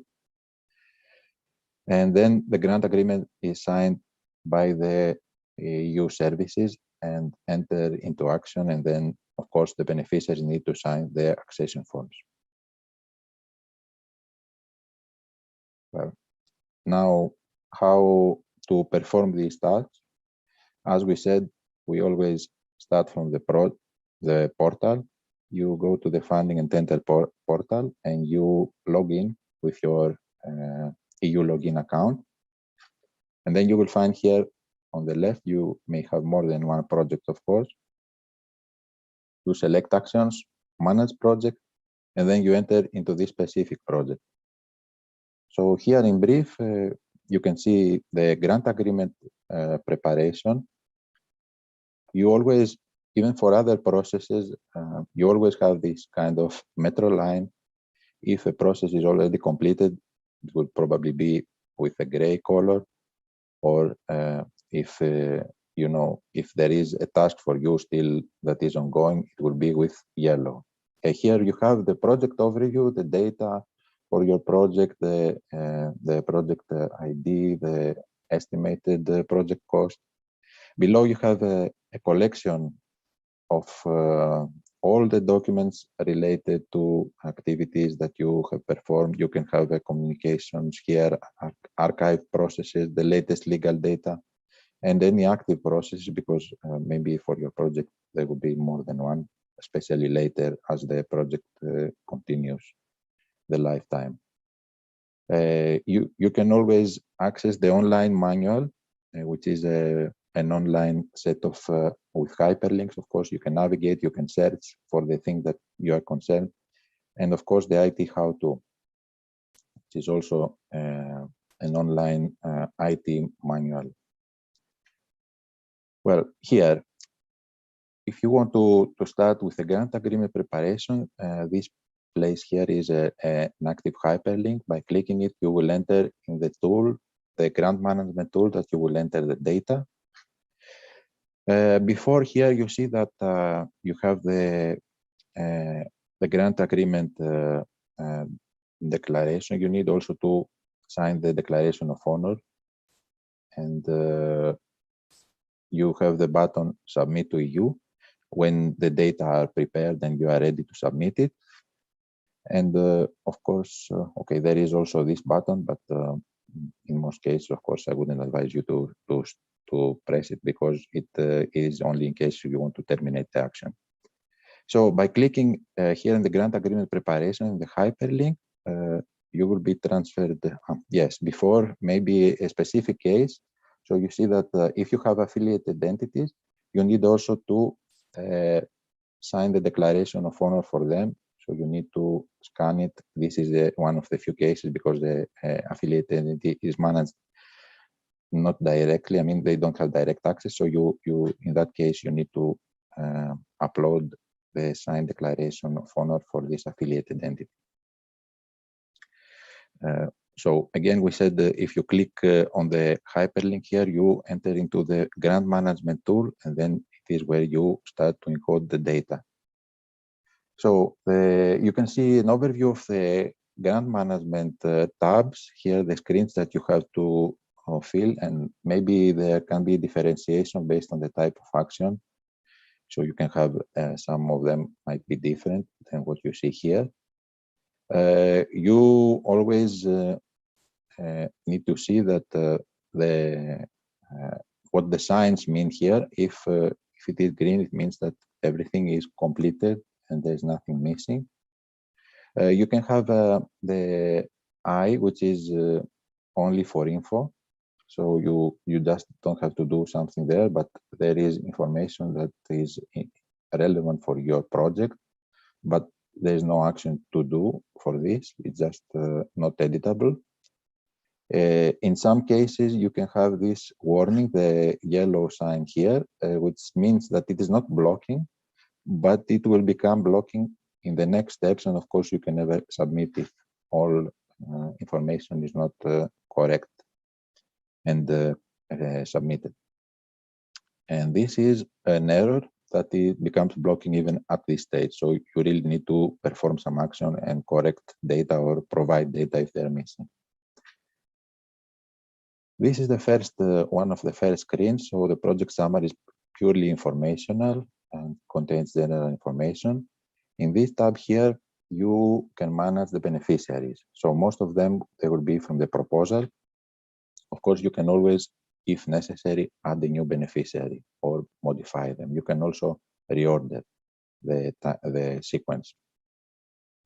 In the beneficiaries, there will be some information that you need to fill. So you can click on one of the beneficiaries and then you enter into the specific details, some more information that is necessary. So you can see that there are some specific also additional tabs for this beneficiary that may require information to be filled. The coordinator and the beneficiary partner summary is automatically listed, but you need to enter into the partner summary and then add here the department. So you just enter which department of this organization is the one that participates in the action. You can see also that there are some information concerning purely informative. You don't need to edit something here. And then here there are a number of what we would call the flags. And let's say that it is specific attributes related to the organization that may be required for specific actions. So, okay, in this case here, we have that, this organization is not an international organization. But what is interesting and new in Horizon Europe, it is the gender equality plan that you already heard before in the presentation for the proposal. Of course, in this context, in the context of the grant signature, if you are an organization from a member state and you are a public body, research organization, higher in education institution, then before signing the grant signature, you need to have the and to fulfill a gender equality plan that fulfills also specific criteria. I will have in brief a small presentation of how you can declare that you have a gender equality plan technically in the system in order to allow you to proceed with the submission of the grant agreement. So in this case, again, you go into the funding and tender portal. You are not anymore in the My Project or My Proposal. You select the management of your organization. Of course, you have to be a leader to do this. Then you select the organization. In this case, I have named it My Organization. Then you select from the actions that you want to modify the organization data. And here you go in the fourth step, you see that you will have different tabs of organizational data. You go in the legal information, and then you select edit legal information. And from the different attributes that you can define, you have one that says change gap, the gender equality plan for short. If you click that, you will enter into this wizard that will help you to answer specific questions. So the first one, of course, is the generic. Do you have a gender equality plan? You need to set up to yes, provided that you have one. But then it's not only this, it's not sufficient. You need to answer specific questions that are the criteria that your gender equality plan needs to fulfill. In case you answer all yes, everything is okay, you can say. But if you have one of the criteria not covered within your gender equality plan, in that case, if you click OK, the flag will automatically change to no. So you cannot be considered to have a gender equality plan if not all these criteria are covered. But if you answer yes in all the questions, then of course the answer will be yes, and then the grant management system will see that you have a gender equality plan, and then you can proceed later to submission. Please be aware that you need to check carefully all the relevant information and answer carefully, because failure to provide the plan if requested might lead to exclusion from the list of applicants, Or in case your grant has already started and advanced, then it might lead to grant termination and recovery of amounts paid. The next tab for this beneficiary is the financial information. Here it will be having already values coming from the proposal. The project representative, this is also normally pre-filled because they have been, but you may assign, for example, as in this case, you see the contact person is pre-filled, but you can assign from the list of legal signatories the person that will work for your project. And then you have the, in case you are a coordinator, this is only for coordinators, you need to specify the bank account. That, of course, is the one that has been validated in the participant registry. And you may have multiple bank accounts, but here you can select with the wizard, you can enter the last digits from your bank account, and then it can be retrieved. And this will be used to pay you the pre-financing and later the other payments. Well, the affiliated entities, what was called previously linked third parties, you can manage it here. You need to go to this tab, then you enter the affiliated entity, the beneficiary who is responsible, and then they also have to be validated, and you can see it also later if you add it here. You can see in the list of affiliated entities together with the beneficiaries. You need to enter the financial information if you have financial affiliated entities, and you need also to, of course, take care that the total budget is that is assigned to the affiliated and the beneficiary match to what has been defined for this beneficiary in the proposal. Then there are some tabs that I skipped because we also need to advance with the timing, but there are some tabs which are only for information. You don't need to add anything. The project officer, for example, will include, or some of them will be already set up in the call, so they are automatically set, the grant agreement options which apply for your action. Here you have the financial information. This is already pre-filled. You have some legal and financial overview. And the next tab is the associated partners. So the associated partners are entities which cannot declare costs, only very limited cases and exceptions that they can receive EU funding. So you can enter the associated partner, then you can select, when you enter the line, you can select this associated partner, and then you need to link it with one of the existing beneficiaries from the available list. Now, so far, we know we have received this request because there are some countries which are regular, let's say, participating, but they are in, let's say, not receiving funding. So we will allow in the system, it's not currently supported, but we will allow to define an associated partner to be a work package leader. In the budget, in the grant agreement, you will not include any information for the associated partners, but if you want, the information is included in the proposal, and you can also include it in the part B, in the narrative part. Concerning now the next tab, okay, it's included in this section, but we can say already, because the associated partners are not beneficiaries, they don't have access into the project directly. So, for example, the researchers that come from an associated partner, they cannot be included by the associated partner themselves, but in that case, it will be the coordinator who will encode the researchers. Normally, each beneficiary encodes and manages and views also the researchers that are related to them, but for the associated partners, since they don't have access, it will be the coordinator. This is new. You know that you already included in the proposal the researchers that are participating in your action. And of course, here in the grant agreement, you may know more people that will participate. So you can add more persons, more researchers, again, as we say. You don't need to encode anywhere technical or personnel that are not researchers. And as already you asked, we understand sometimes in the academia, there are people who are not considering themselves as researchers, although maybe some of them they can be. But if you think that you are not a researcher or your tasks are purely technical, then you don't need to encode. But in most of the cases where researchers are participating in the project, you need to, for each beneficiary needs to create the list of researchers. And of course, later in the project, during reporting, you will be able to encode even more.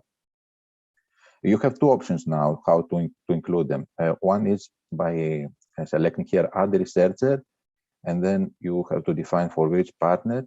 The email here of the researcher will be linked to the EU login. So once you enter the email, you know that there is a part in the portal, the personal profile, the personal space for each researcher, where you can, you are advised when you have created this person profile, you are advised to add the information that you would like also to share, because later, if you want to work as an expert, it will be good that you have there updated your profile, everything will be there. But if you want, of course, you can have, you don't need to create, to update the information. It's not necessary, it's not obligatory. But in that case, when you want to fetch data, and you have not updated your profile, or you have not also make it public, so at least some data can be automatically fetched. The issue here is that the beneficiary or the coordinator, depending on for who the researcher works, will have to enter all this data manually. So if you have made your profile updated with at least some information, you have made this publicly available, it will be very easy when once you enter the email to import all the relevant information and fill the table easier. Petros, yes, sorry. Can I interrupt you? Can you yes. please try to speed up and come yes. to the end, because okay, otherwise yes, we will run out of time. Yes, no, I have a very few slides. Yes. Okay. I will not take long. So we have then we have some tables concerning the milestones, reviews, and critical risks. You need to, only for the deliverables, you need to select the dissemination status. If you select public, it will be published later. It will be made public available. And then if you have other, let's say, restrictions, you need to define them, and they will be managed with the appropriate level. Well, if you have ethics, if the review process has identified that there are ethics issues, you will see them in the relevant tab. And then you will also, in specific cases, you will have to fill deliverables, and you will have a relevant work package added already. And this is in case of security. So for when there are security issues identified or there are relevant calls, you will also have this tab. For most of the cases and most of the projects, it will be deactive.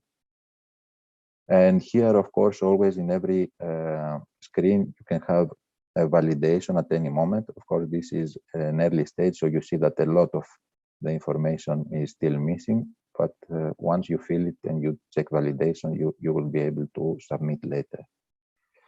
Lastly, you need to create the part B, the narrative parts, as we said, concerning the instructions. You already saw what you have to do, and you have to remove the parts that are already entered into part A. Avoid repetition, and after creating the PDF, you may upload it, and then you can click submit to EU, and the grant is sent to the project officer for validation. Okay, so this is it. Thank you very much.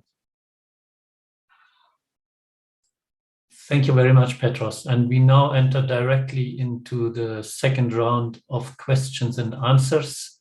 Unfortunately, no coffee break, so sorry for this. And we have the most popular question. It would be very useful if the Commission could email NCPs a list of written answers for any questions raised by NCPs. We agree that this would be very useful, but you should also have a bit of understanding on our resource restrictions. So we are very few people here. We have many things to cater for. We will, of course, not throw away these questions that are in Slido and that we cannot reply orally now. We will analyze them, and they will feed into the future guidance. So into the FAQs, into all other guidance documents, and of course into future webinars of this kind. But I'm afraid we cannot commit to provide written replies to each and every question. Next question, NCPs often get questions on the grant agreement preparation. We have no playground within the portal. Yes, we know that there is no playground, and the reason is that it would be very difficult or next to impossible to prepare such a playground technically. You know that our systems are highly integrated, so they interface with many other systems, and they are also highly reactive and dynamic. Sorry. So preparing a playground would mean enormous effort, which we can not afford at the moment. However, we have a very extensive IT how-to section, and the links to this IT how-to are also embedded in the different screens in the system. So when you are supposed to do something, have an action in the IT tools, you find a little button in your screen which links to this IT how-to, and this IT how-to provides very detailed descriptions on the functioning of the IT system with screenshots, with hints on how to use the system and so on. And this is as far as we can go in giving guidance for the moment. Of course, we will also organize possibly more detailed, more technical level webinars on using the system. So today is just an overview, introduction on the GAP. We might come back and have a rather technical session on where to click and what happens if you click here or there. Okay, next question. When on the reserve list, how long can applicants hope to move up? Can you send a final message when the process is closed? This is maybe a question for Isabel again, if Isabel is still Yes, connected. Yes, she is. I am here. No, indeed, we really need to formally reject all the reserve list proposals if we don't invite them to StarGap. And we have to do it, yeah. So I think we are normally do it after 3-4 months. So once the operational services know that they will not have additional budget available, or that all proposals succeeded to the grant preparation, so no need to go to the reserve list. But if you are aware of some cases in that applicant have not received a rejection letter, please let us know. So this needs to be corrected, yeah. But we follow up. So the IT workflow chases the operational services to also reject after 3 months time the reserve list proposals. Okay, next question. In case of discrepancy between part A and B, which text will prevail? Possibly again, Isabel. Yes, so we really have made an effort not to duplicate information in part A and in part B. So we really expect that the same information is not duplicated in part A and in part B. If this is the case and there is a conflict, we will have to analyze case by case. So it's not an easy issue. Yeah. Okay. Next one, regarding the option to delay signature pending association, is that an option beyond the 8 months time to grant stipulated in the regulation? The simple answer is yes. So the regulation, the rules on time to grant provide for exceptions with justifications. And I think this would be a case for a justification. So in principle, yes. Next one, is it possible to include an associated entity during GAP? Again, I think the easy question is yes. Yes. Yeah. The easy reply, of course, is yes. Next one, gender equality plan. Why are all questions at participant level in the GAP? Why not a matter for the LEAR only at institutional level? No, it is at institutional level. We just showed because you will need to have it at GAP. You always set it once in the participant registry, and then for all the actions, if you have a yes, we will not need to do it again. Maybe I just tried to show how to do it, but it's not to do it at GAP. Indeed, that might be a misunderstanding. So the place for the gender equality plan question is the participant register, not the individual project management space. Next one, associated partners are not linked to any partners, while they need to be linked to a beneficiary at the stage of grant agreement. Is that right? Isabel, do you want to come in? Yes, indeed. So in Horizon Europe, we have the possibility to link associated partners to the beneficiary or to the whole, to one beneficiary or to the whole consortium. But technically, since associated partners do not have edit rights, so we need to link them to the coordinator. So this is how the IT works for the time being, but we indeed have analyzing this and thinking in ways how to improve this implementation. Yeah. Next question, within the ERC, what is the maximum time for grant agreement preparation, having in mind the delay related to the UK association? For the ERC, there is an exception to the rules, to this 8-month rules. So there is no predefined strict time to grant. So in principle, it is then a decision at the level of each individual grant for how long this can and should take. Next one, it would be great to have a time frame and the process for EIC evaluation. I think the time to grant for EIC is under special rules, at least for the EIC accelerator. The EIC Pathfinder follows the same rules as the rest of the collaborative project.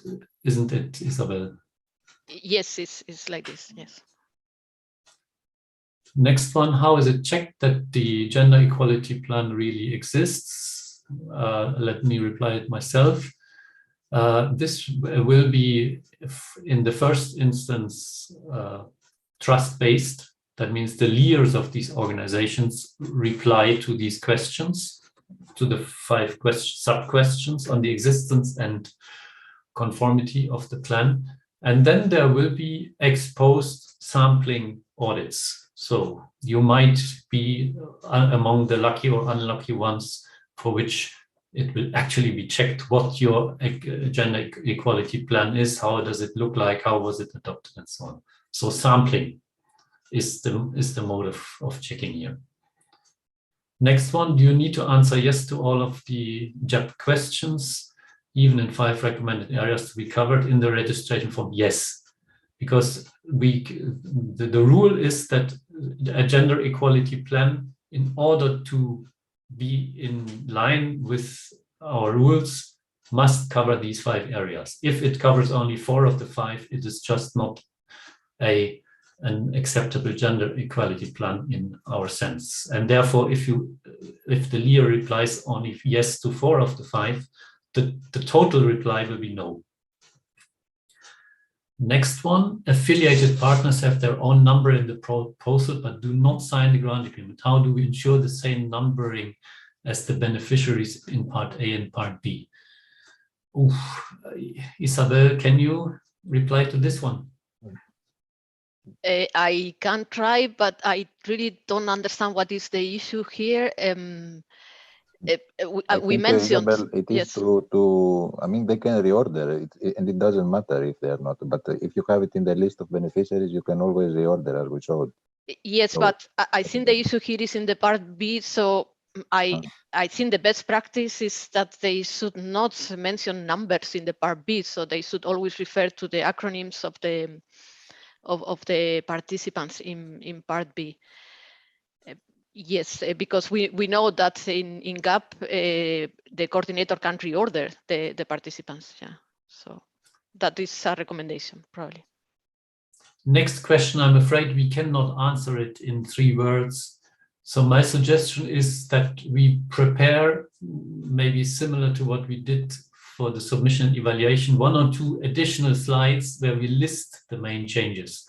And then we will put this also on the event website, if okay for you. Next one, who decides whether a private research organization is considered as such and not as a company, thus not needing to fill out the gap, and at which step?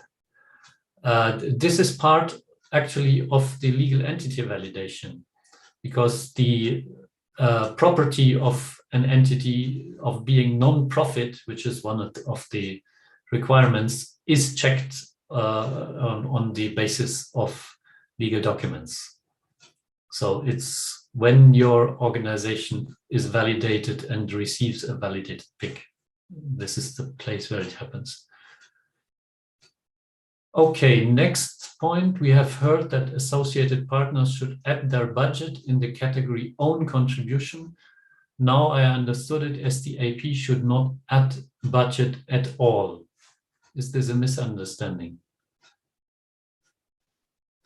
Maybe I can comment. Yes, Isabel. Yeah. So indeed, associated partners in the model grant agreement, they don't include the budget in the Annex 2, but they do include the budget in the proposal. And this is what Petros was trying to mention, that we have this information coming from the proposal, but indeed, as the model grant agreement was set, we don't ask for this information in the grant agreement. Mm-hmm. Next one, for projects funded under the work program 21 calls, JEP is not required. Will this question be blocked for such projects? No, it will not be blocked. But if you reply no to the questions, it has no consequence. We can still sign a grant. But the questions are there in the system. I'm afraid we have to interrupt now here the session with questions and answers and go to our final topic for today. As said, we will analyze all the remaining questions. They will not get lost, and we will provide potentially additional guidance material and FAQs. So I would turn now to the third part, which is legal and financial issues. And I forgot to mention at the very beginning that it's not only our legal unit being a presenter for this point, but we also have a colleague from our Budget Directorate General. So this part of our webinar today will be given by Julien Dulot from our legal unit and Niklas Work from DG Budget. And I think, Julien, you will start. Please take the floor. Yes, thank you very much, Peter. Could you confirm me that you can hear me well? Yes, that's fine. Yes, perfect. Okay, so I will start. Just give me a few seconds to bring on screen my presentation, adjust everything, and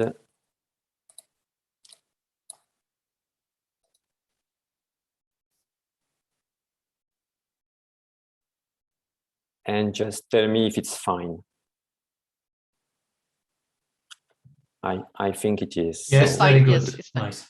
Thank you very much, colleague. So yes, my name is Julien Dulot. So I'm working in the legal unit, as Peter said, and I will be also accompanied with by my colleague Isabelle Leroy, that will also help me to handle your question afterwards. You have asked in the Slido tool. And yes, indeed, colleague from DG Budget, Niklas Wölk, will also help me to do this presentation, and will focus on daily rate calculation today. So this will be our journey together. I will focus on main key legal and financial aspects stemming from the Model Grant Agreement, the Horizon Europe Model Grant Agreement. So I will try to give you details and relevant information as much as possible, but taking into account the time, of course, we have for that, and leaving enough time for Slido question afterwards. So we will start with the so-called corporate structure of Horizon Europe Model Grant Agreement. So how it looks like, basically. This Model Grant Agreement you will sign if your project is successfully retained for funding, and then you are at the end of the gap stage. Then we will focus on the type of participant that can be involved in the project. Then we will move to the personnel cost aspect, and especially the so-called corporate daily rate calculation, where my colleague Niklas from DG Budget will tell you more about that. Then I will take over again and present you the main features of the so-called project-based remuneration, which is a specific we have in Horizon Europe in terms of personnel cost eligibility aspect. And we will terminate this little trip together by a couple of words on the certificate and financial statement, so that you have a good overview of this main legal and financial aspect embedded in the Model Grant Agreement for Horizon Europe. So let's get started with the basics, I would say, but which is very important, I think, to recall to all of you. I think you have heard already that from previous presentation, previous intervention from us, from the Commission, about this so-called corporate approach and corporate model grant agreement. So to cut it short, corporate, you can replace this figure of speech or this wording by Commission-wide model grant agreement, something to be used not only by one program, but model grant agreement or master file, master model grant agreement to be used as a basis by all EU program under direct management. And then these programs are, of course, able to customize a bit this master document and have it adapted for the needs of the specific policy objective they are pursuing. There will be three main corporate model grant agreement, three main master document, if you prefer. A so-called general corporate model grant agreement, which is actually the one I would say commonly in use so far when we finance a project, especially in Horizon, before Horizon 2020 and now in Horizon Europe. So what is it? It's basically the model grant agreement where we reimburse most of the cost on an actual cost basis. So you declare your actual cost and we apply your reimbursement rate on both actual cost. But you may have also embedded in this model grant agreement alongside the actual cost, some unit cost. For instance, I will give you a simple example.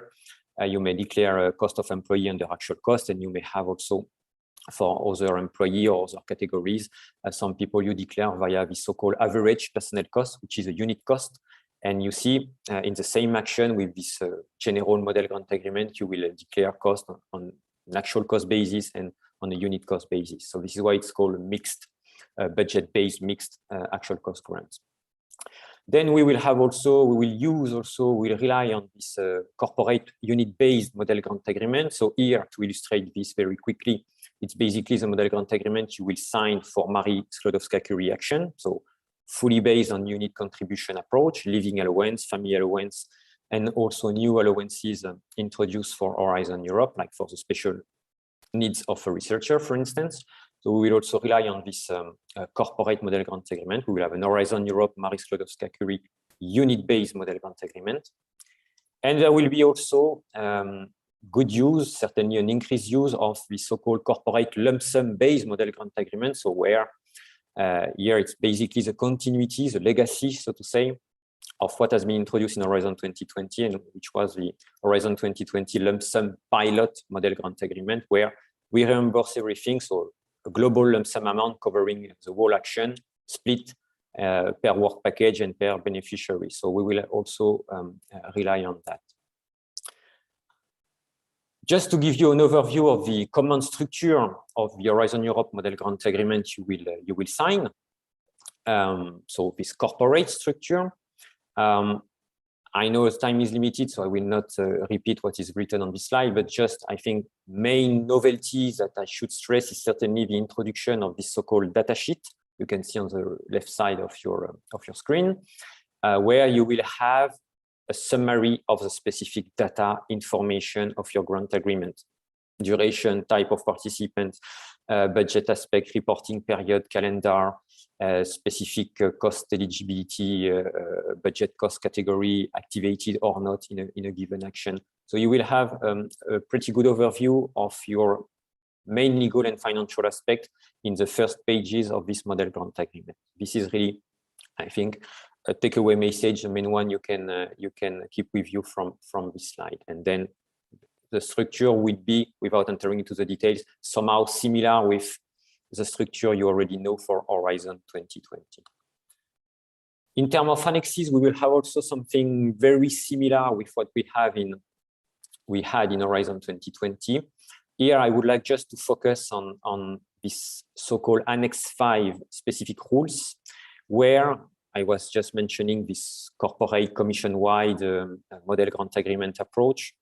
Basically, if I summarize the things, the main area for customization for each EU program is this Annex 5, where we basically put our explicit policy-related provision that we want to have, of course, complied with by our beneficiaries. So for us, for Horizon Europe, it will be these big boxes on the right side. Everything speaking about security, ethics aspect, values, of course, intellectual property rights, communication, dissemination, and open science related provision.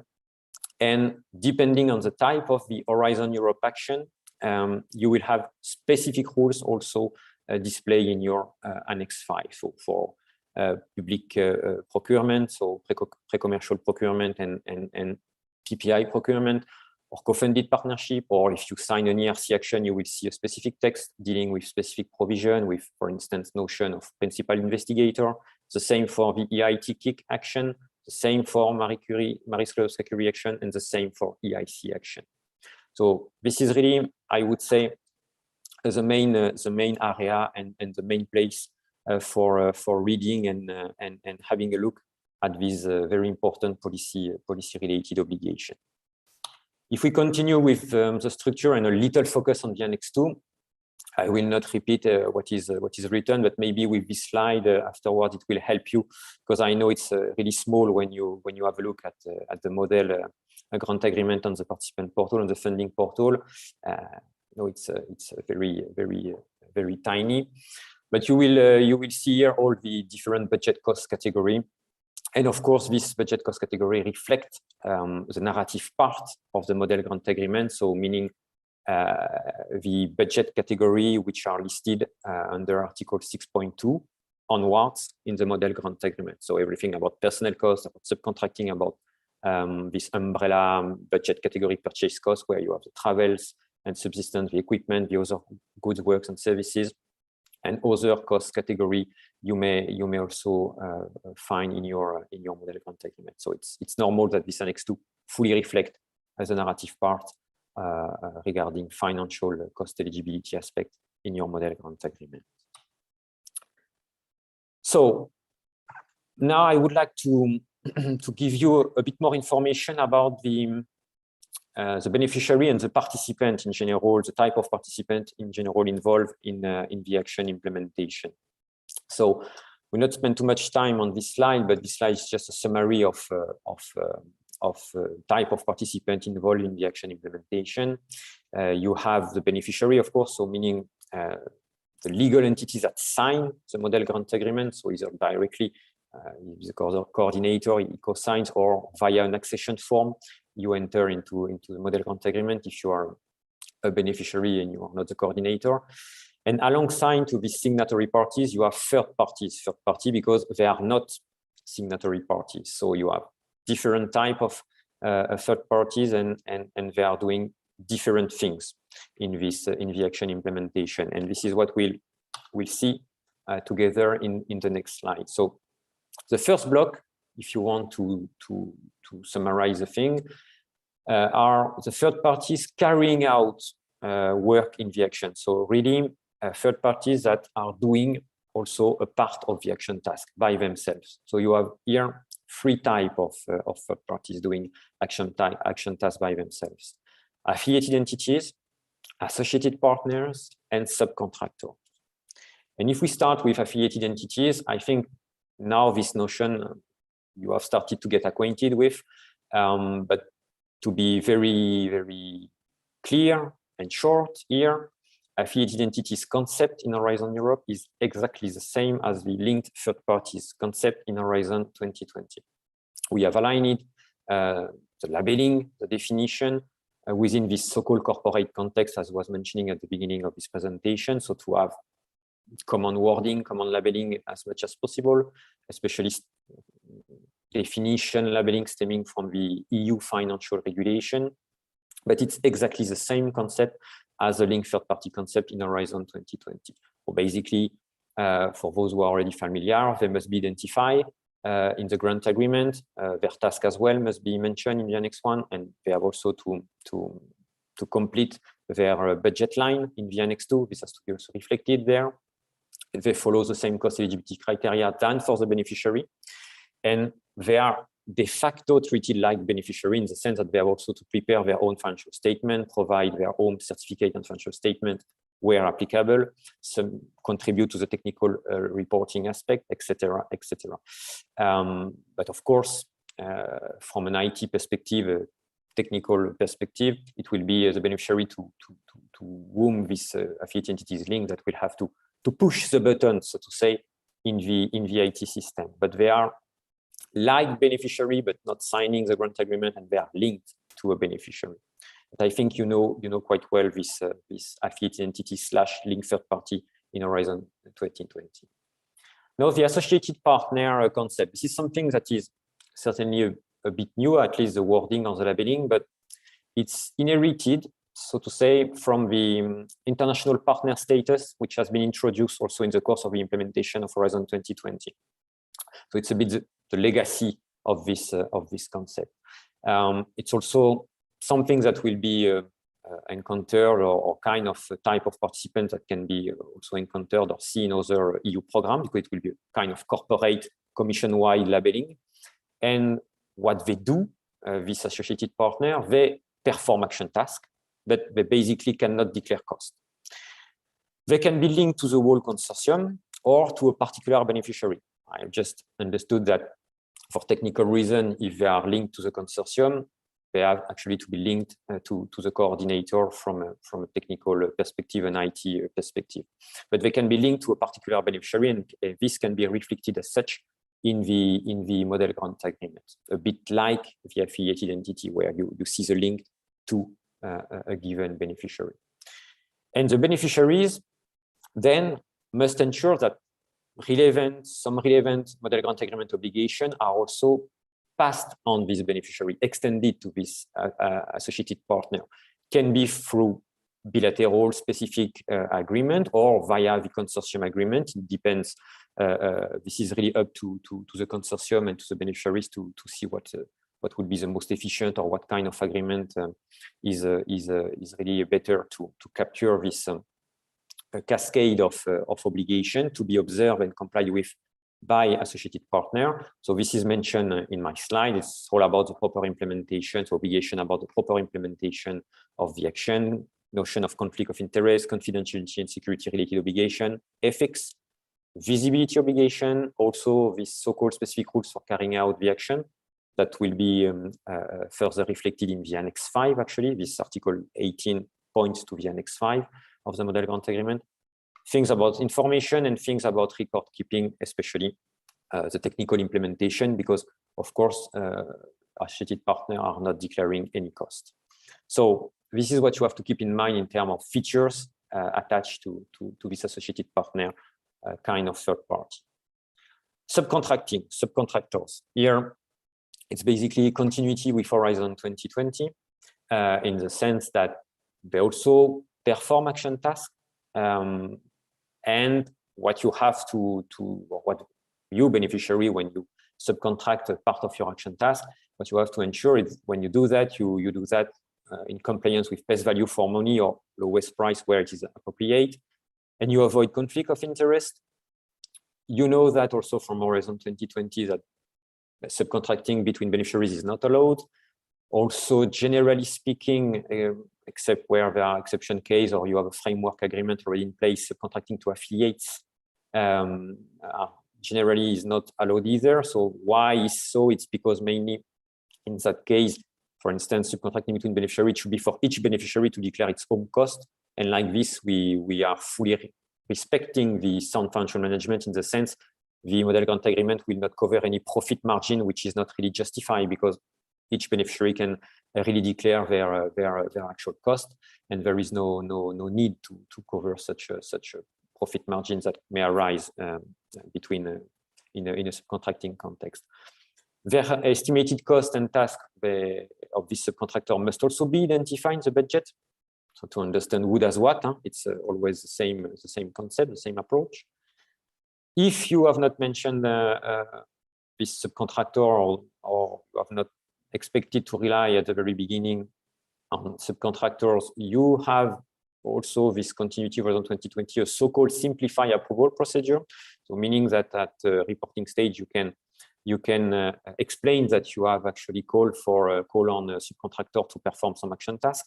But if you do that, you may bear the risk that the cost of the subcontracting is not accepted. So generally speaking, it's always better to discuss with your project officer to keep him or her informed about what is going on, and she will see, for instance, an amendment of the action is needed or not. But you have still this possibility to, so to say, have a simplified approval procedure if subcontracting was not initially foreseen.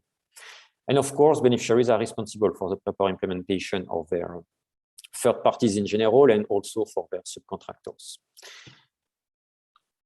You have also other third parties. So this first chunk I just explained was really about third parties performing action tasks themselves by themselves per se, and you have also third parties who actually help the beneficiaries to perform their action task.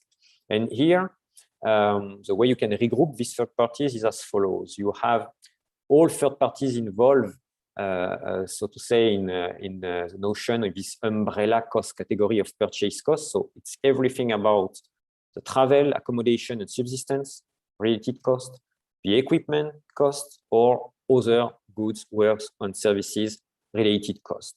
For instance, you have examples there, everything about consumable and supplies or related to dissemination, protection of results can be covered by this other goods, work, and services cost category.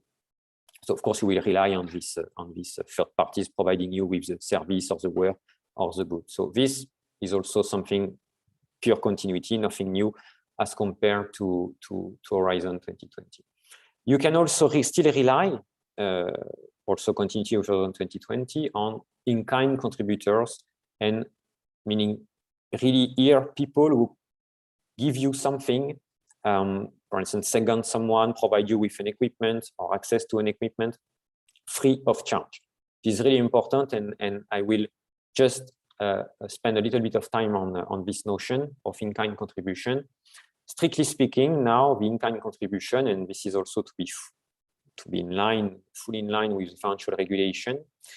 It concerns in-kind contributor giving something to the beneficiary for the beneficiary to implement the action free of charge. We have still specific provision to have this eligible because it's a derogation from the financial regulation, and it's a derogation we have in our Horizon Europe legal base, in our Basic Act. And we continue basically with the approach in Horizon 2020 in the sense you declare the related in-kind contribution free of charge in the respective cost category, as if this cost was incurred by the beneficiary. If it concerns the secondment free of charge of an employee, you will declare this seconded employee free of charge in your personnel cost employee cost category if you are a beneficiary. On the other side, we will not have anymore this concept of in-kind contribution against payment per se. This will disappear in Horizon Europe. It's also a corporate approach, a common approach we will have across EU programs. But it doesn't mean you cannot continue to valorize, to declare the cost besides this former labeling of in-kind contribution against payment in Horizon 2020, and how and where you can continue to declare this cost. Basically under three cost categories, either, so it all depends what is at stake, what is covered by this in-kind contribution against payment. If we speak about the secondment of a personnel against payment, you have a specific budget cost category in the budget table or in the financial statement for seconded person against payment. If it concerns an equipment against payment, it will have to be declared as renting cost for equipment, so in the equipment cost budget category. And if it concerns something else, for instance, a good or a service provided against payment, you will declare it under this C3 budget category for purchase of goods, works, and services. And on these categories, you will have, of course, the indirect cost flat rate that will be calculated automatically and will be counted. But this is what you have to keep in mind. There is no specific in-kind contribution against payment article, and this labeling has disappeared. But the way you declare the cost, besides, it's still possible. You have just to choose the right budget category as mentioned in this slide. After this, this focus on the third parties or participants involved in the action, now it's time to focus a little bit on one key budget category, and I think it's certainly the most important one in most of the project. The one about personnel. And before giving the floor afterwards to my colleague Niklas, I will just mention briefly with this slide that, as you know already, and it was the case for 2020, we will have still different categories for personnel, depending on the status or the relationship of the given person vis-à-vis the beneficiary. So it could be either employees, so people under an employment contract, or civil servant under an equivalent appointing act, or it can regard person under a direct contract or seconded person against payment, I was just mentioning, so category A2 and A3. Or we will still also have this possibility to declare, we will rely on the unit cost fixed by a commission decision to declare and valorize the personnel cost of SME owner and natural person which are involved as beneficiary in the action. So these will be the different budget categories for personnel you will see and under which you will have to correctly declare your related personnel cost depending on the status of the person. So now I think it's time for me to give the floor to my colleague Niklas, and then I will take over for the last slide. So Niklas, the floor is yours. Yes, thank you, Julia. Hello, everybody. As Julia has presented in the beginning, we have now a commission-wide or corporate model grant agreement. And as part of this commission-wide approach, we have also, as you are probably very well aware by now, introduced a horizontal method for calculating actual personal cost for employees. So let's have a look at this first case that we have described in the previous slide, the employees with a fixed salaries. This is our commission-wide formula. Of course, you still have specific additions, like in the case of Horizon, project-based remuneration. But this basic case formula will be valid across programs. We have as a basis for this formula in our grant agreement, our famous daily rate based on a division of 215. And as you know, we have spent the last months drafting guidance on the practical implementation of this 215 daily rate through our annotated model grant agreement. This has been recently published, as you probably know. Next slide, please. Thank you. So for the drafting of the AGA, we have very focusedly looked into how to simplify the approach for the application of this 215 element in practice, meaning how do we apply these formulas for reporting periods that are more or less than a year?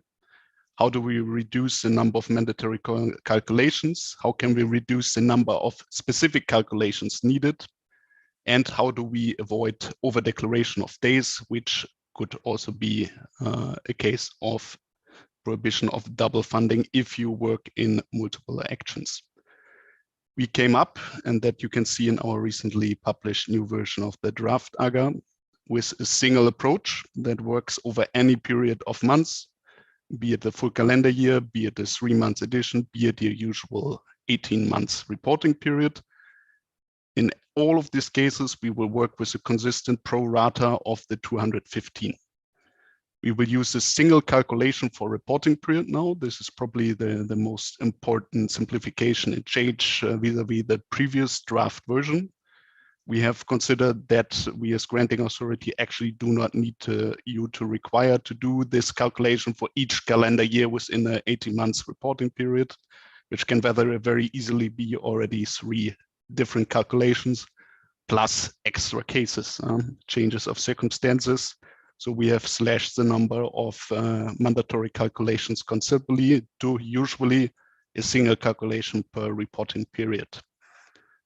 Then we have come up to put all of this in a single formula that integrates all horizontal cases.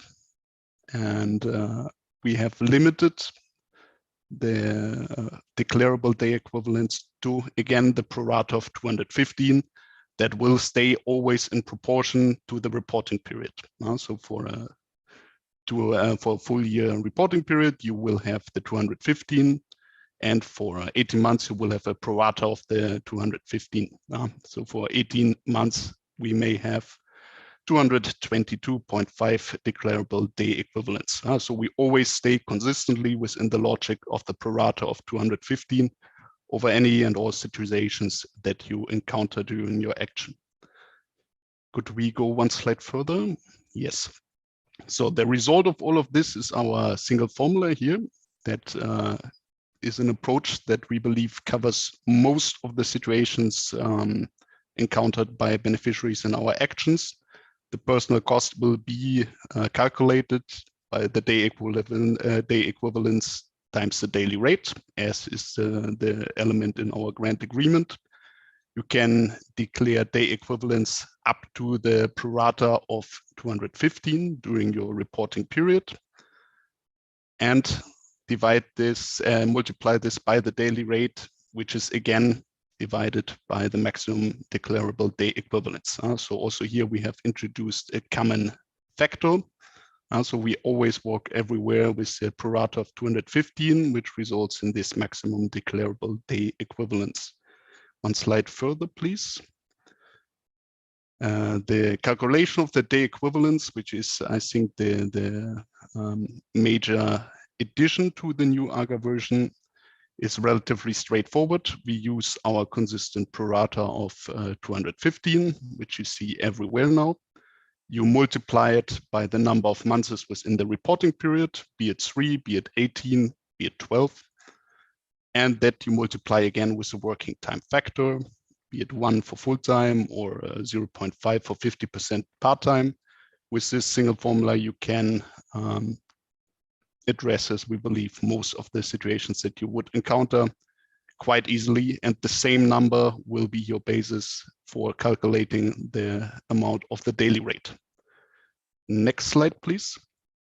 Just to show you by way of example how we apply it in the case where we have a reporting period from the 1st of January 2022 to end of March 23, where we have a salaried employee working in full-time in 22 and then changing to part-time for the last 3 months.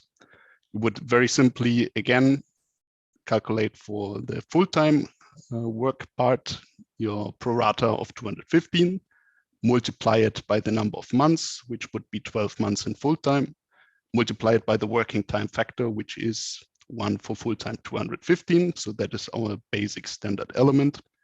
And the same you do for the 3 months in part-time. You have our consistent pro rata that we use everywhere now, times the number of months, which is 3, times the working time factor for 50% part-time is 0.5. So for your reporting period from the 1st of January to end of March the following year, you could declare up to 242 maximum day equivalents that you also use to as a denominator for your calculation of the daily rate, meaning that after declaring 242 day equivalents in that period, you would have reached your complete potential incurable personal cost for this person. And that's it. Julia, next slide. And I'm giving back to you with that one. So for this one, just give me 1 second. That's it. So here it's all about record keeping. So what you have to keep to justify your number of day equivalent for a given person spent on the action implementation. So here, 2 possibilities basically. Either you sign a monthly declaration, and there is a commission template available for that. So it contains minimum requirement. It has not so much items therein, but it's still something that shows enough information and reliable information regarding the day equivalent spent by a given individual on in a given month in the action implementation. So you can use this monthly declaration. You can use this template if you wish so, or if you have already something in place, a time recording system in place, you want to keep it, a reliable one. You can, of course, keep it. You can, of course, continue with it, be it something on paper, be it something computer-based, doesn't matter. You can, of course, continue with what you have if it is reliable and it works for you. So no obligation to switch and use this monthly declaration, only if you wish so. This is something available, offered to you beneficiaries. Continuing now with one specific aspect in personnel costs for Horizon Europe. So I know time is running, so I will try to be very brief. There will be just one slide on that, but just to say that we have a different calculation of the cost for the specific case of people receiving a so-called project-based remuneration. So what is a project-based remuneration? It reflects the remuneration practices of a legal entity where basically you give to your personnel a supplementary payment because this is a triggering event that justifies the supplementary payment. This person works in a project. You have an example on the left side of the slides. For instance, you give a bonus or you sign a new contract with a higher salary level when this person is involved in a project. And basically, what we have in place is a ceiling, is a capping approach, so to say, that your project-based remuneration, so what you pay as project-based remuneration to someone, will be eligible up to the remuneration, to the project-based remuneration that this person, this individual would have received for work in research and innovation project funded by your national scheme. And this is what we call the national project daily rate. So basically, and this is the right part of the slide, we ask you to calculate your action daily rate and to compare it with the so-called theoretical national project daily rate. And you have to take the lower of the two.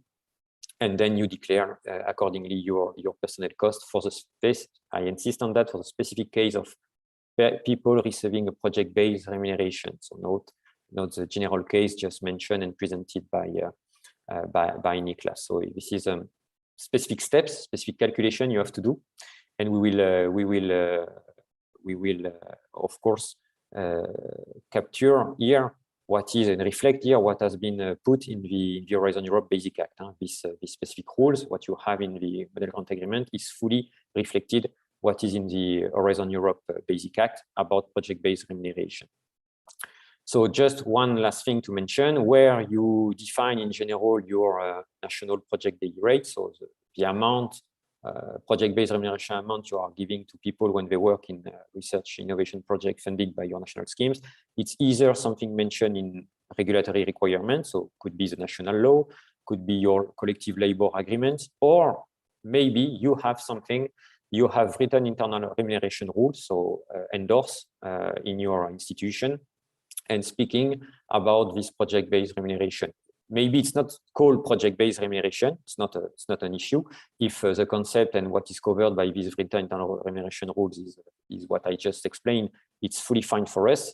The labeling does not matter, but you have to have something. If you have absolutely nothing, I will not explain now today, but you can go to the AGA, which is published even as a pre-draft. We will have a so-called fallback option for people, institutions who have nothing in their national law, nothing in their written internal remuneration rules, or things which are not based on objective condition. There is still a possibility to calculate a national project daily rate. So we try to cover all possible cases to keep it short. So this is what it is, and this is how you will have to declare this project-based remuneration related personnel cost if you have any in your institution. Now, finishing on something also important to mention, the certificate on financial statement. So here, things to have in mind is basically we will continue with the fact that we will ask this only at the payment of the balance. So in terms of justification, this will be due only at payment of the balance. It's already the case in Horizon 2020. But the basis for calculation and the threshold triggering the obligation to submit this so-called CFS will be a bit higher, and the basis will be the requested EU contribution calculated on all costs. So not only on the actual cost and unit cost based on your usual accounting practices, as it was the case in Horizon 2020.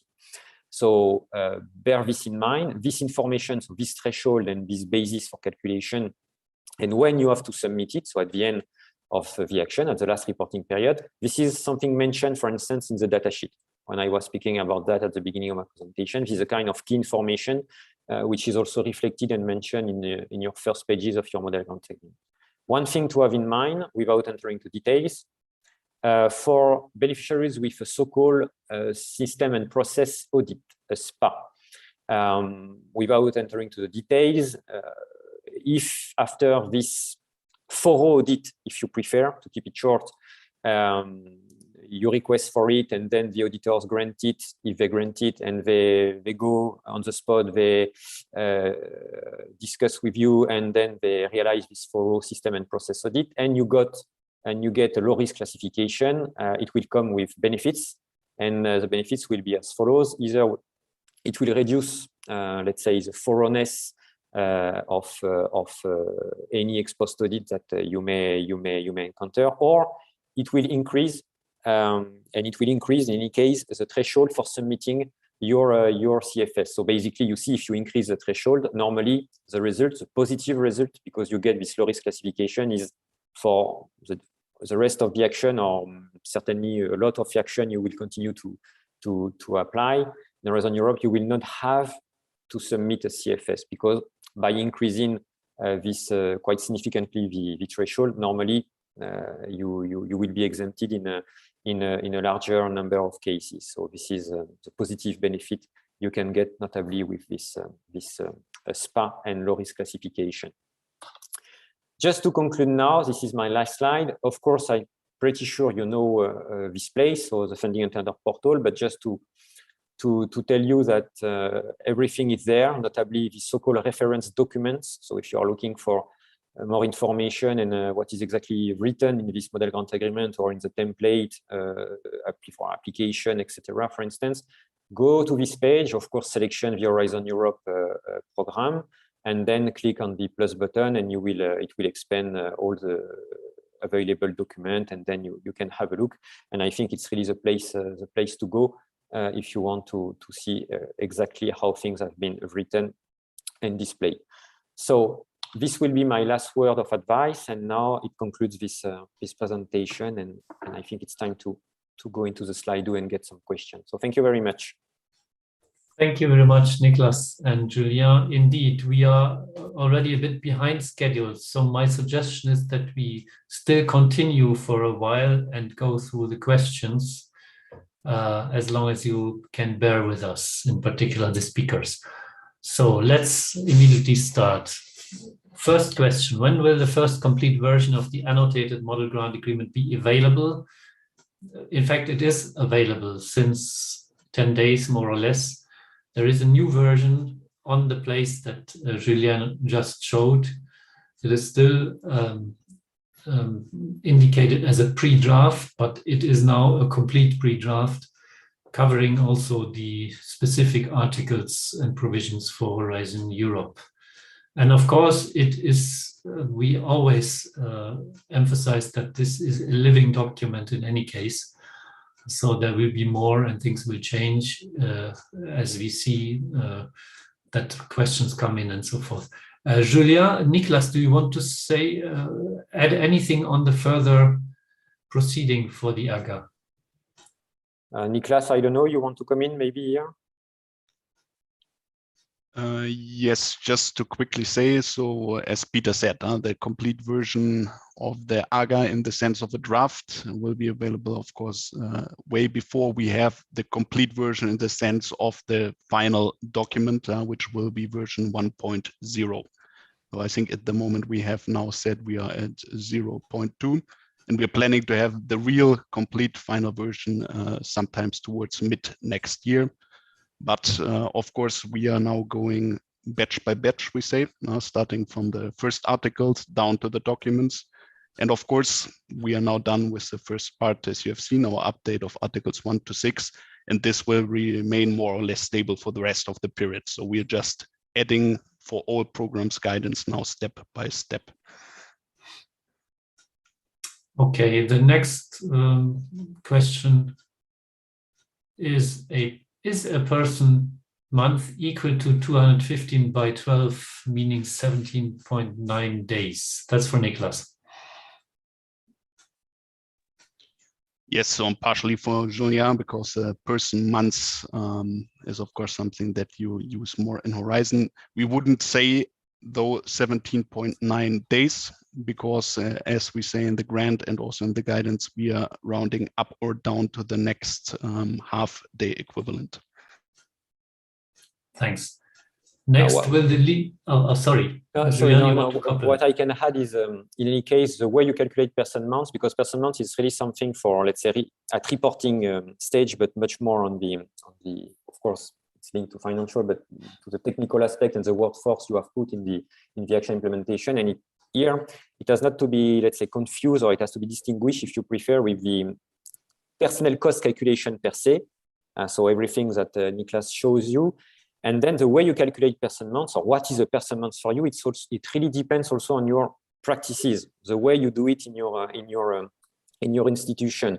And I know you may have let's say different rules or different approach to reflect what is a person month. For instance, especially for instance, the case of professor of university who have teaching and research activities, but still you consider that they are potentially they reflect to 12 person months for a year, for instance. So you see, it really depends on the way you calculate it, but it has to be really distinguished from the mandatory formula for reporting your personnel costs per se.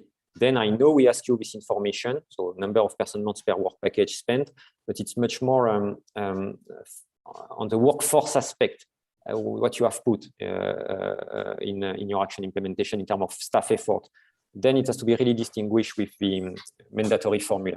Very important.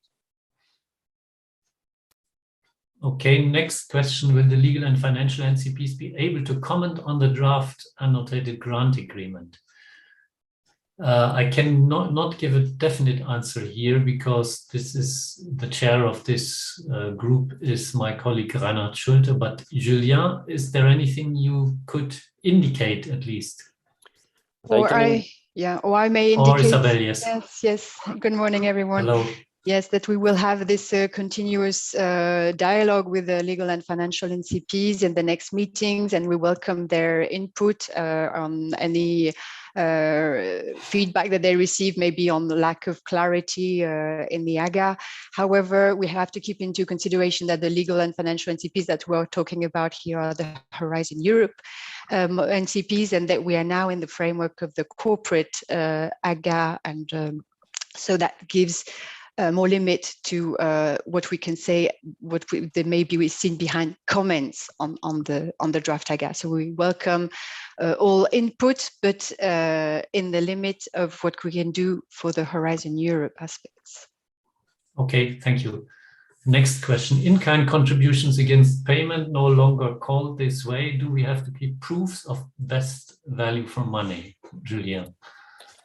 Yes, for instance, if you are in the case I was presenting, so if it regards goods or services provided against payments, the normal rules apply there. So, and by normal rules, you have indeed for purchase of goods and services, best value for money, no conflict of interest. So you will have to somehow prove that best value for money is ensured. But what is already a good hint is if there is no profit margin, for instance, typically, which is something that happened normally in this former in-kind contribution against payment concept, that's already something that goes, I would say, in the right direction for proving the best value for money compliance. Okay, next question. Are travel costs of external experts eligible costs in budget-based grants? My simple reply would be, it depends, but Julien, you will be more specific, I hope. Yes, so we will continue with the approach we have and we explain in the Horizon 2020 AGA. So basically, if by expert you mean people we, from time to time, for instance, like visiting researcher, scientists are coming to help or work a little bit on the project, and your usual practices is to reimburse the cost of this visiting scientists, for instance, that will be eligible. But let's say that this should be mentioned somehow also in the Annex 1 at some point, or at least try to discuss this with the project officer. But yes, that will still be possible to have their travel cost reimbursed. But if it is, I insist, because this is really the main cost EGB condition we have for travel cost, your usual practice is to reimburse travel cost or accommodation cost for external experts coming, working a little bit from time to time in a given project, typically visiting scientists. Next one, if an entity qualified to be beneficiary does not request EU funding, should it participate as associated partner or can it participate as beneficiary requesting zero funding? The latter. It can participate as beneficiary receiving, requesting zero funding. Next one, rounding the number of days to complete days or half days should be done per month, per year, or per reporting period. I know the reply, but I would leave it up to Niklas to reply. Niklas? Yes. So we have the rounding examples actually in the AGA guidance. As we said, it's to the nearest half day equivalent, so either 0.5 or full, and it should be done over your reporting period calculation. Okay, very clear. Next one, is it still possible for entities from countries eligible for funding to participate? Yeah, we had this question already. So it's a repetition of the same question. Yes, it's possible. Next question, associated partners, can this be only an international partner? Can an associated partner also be an entity from a member state? Julien. It can be everybody, everyone coming from any country. So I know I said it's a legacy of international partner status, but I think the main difference here is everybody can be associated partner, basically. So generally, it will be certainly used for third country not associated and where you want to valorize their participation, but it can be someone from a member state or an associated country. Next one, is owning a single share of another company's shared capital enough to constitute the capital link required by Article 187 of the financial regulation? Who wants to take this one? I can. Here we will continue for the notion of affiliate entity and the notion of capital link. We will continue with the notion of control we have. It's not only having a capital link that matters, but it's this notion of control. Actually, we already explained for the linked third-party concept in Horizon 2020. So capital link per se is not enough. Notion of control is matters really here. Okay, next question on the daily rate. How to handle personnel working on several projects with overlapping reporting periods? Different periods means different. Now the thing has switched on my screen, but I think the question is clear. Different periods meaning differences in the reported daily rates and more calculation. And I think the next question is exactly the same, so you can reply to both, Niklas. Yes, so we have to first of all recall that this is a horizontal methodology. So we have developed this with our beneficiaries in mind, and our average beneficiary across EU project is of course not really active among several actions. However, assuming that we have a person that is active in multiple projects at the same time, and this is not just Horizon, that would be Horizon, that could be Digital Europe program, across program. It's again a horizontal methodology.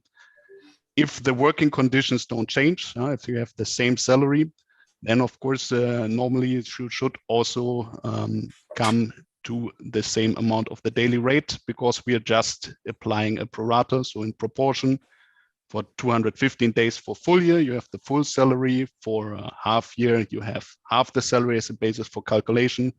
So if the conditions don't change between projects with different reporting periods, you go in half time, etc. You have, in fact, a reduced number of calculations, and the amounts should match. Okay. And I think we have now to close. I take one last question or two last questions. Is there any limitation in the action tasks that an associated partner can do, for instance, not leading a work package? Julien. I think Petros already replied to this question in his presentation, but no, there is no limit per se in the sense that they are involved, associated partner, and they can do any kind of action task. They can even be work package leader. I think it was clarified in the presentation of my colleague Petros. So it really depends on how you have, let's say, split the things and the breakdown. So basically, we expect in general, but this is in general, that beneficiaries are doing action task or most of the action tasks, but you see, everything is possible. And in any case, there is no problem if an associated partner is a work package leader. Per se, there is no problem. Okay, and I think this one has now to be the last one we cover orally. Can the USA be a beneficiary in an MGA? If not, could you please explain the participation type? Julian, do you want to take it or should I? I'm not an expert of let's say, okay, I can take but it. you give it a go, and if I need, I complete that. So the USA are in the category of the so-called high-income third countries. That means entities in the USA are not by default eligible for funding, and therefore in Horizon Europe they are also not by default in a state to become a beneficiary, meaning to sign the grant agreement. So the default mode of participation for US entities is that of associated partner. So the entity must be linked to a beneficiary in a member or associated state or to the consortium as such, with this possibility of associated partner. There are exceptions to this, and one exception is, of course, if in a call topic in the work program, it is explicitly stated that US participants can participate and get funding, then in this exceptional case, they can be beneficiaries as anybody else. And there is yet another exception, an exceptional exception, so to say, when in a certain proposal, the participation of the US beneficiary is considered by the experts, by the evaluators, as so absolutely essential that the project would not make sense without them. For instance, if there's a unique research installation infrastructure that doesn't exist anywhere else in the world, and that is absolutely needed for that project, in this exceptional case, they can also become beneficiary and get funding. But the standard, the default is associated partner, no signature of the grant agreement, no funding from the EU. Julien, anything to add? No, that was my understanding, so I'm happy. Thank you very much. Okay, good. I think we have to stop here. I thank you all for your active participation, for your interest in this webinar. As I said, we will put, or we have already put, all the slides and all the documentation on the event website, and we will duly take note of all the questions that we could not reply. Thank you very much, and for the ones in the Brussels time zone, have a nice lunch break. Bye-bye.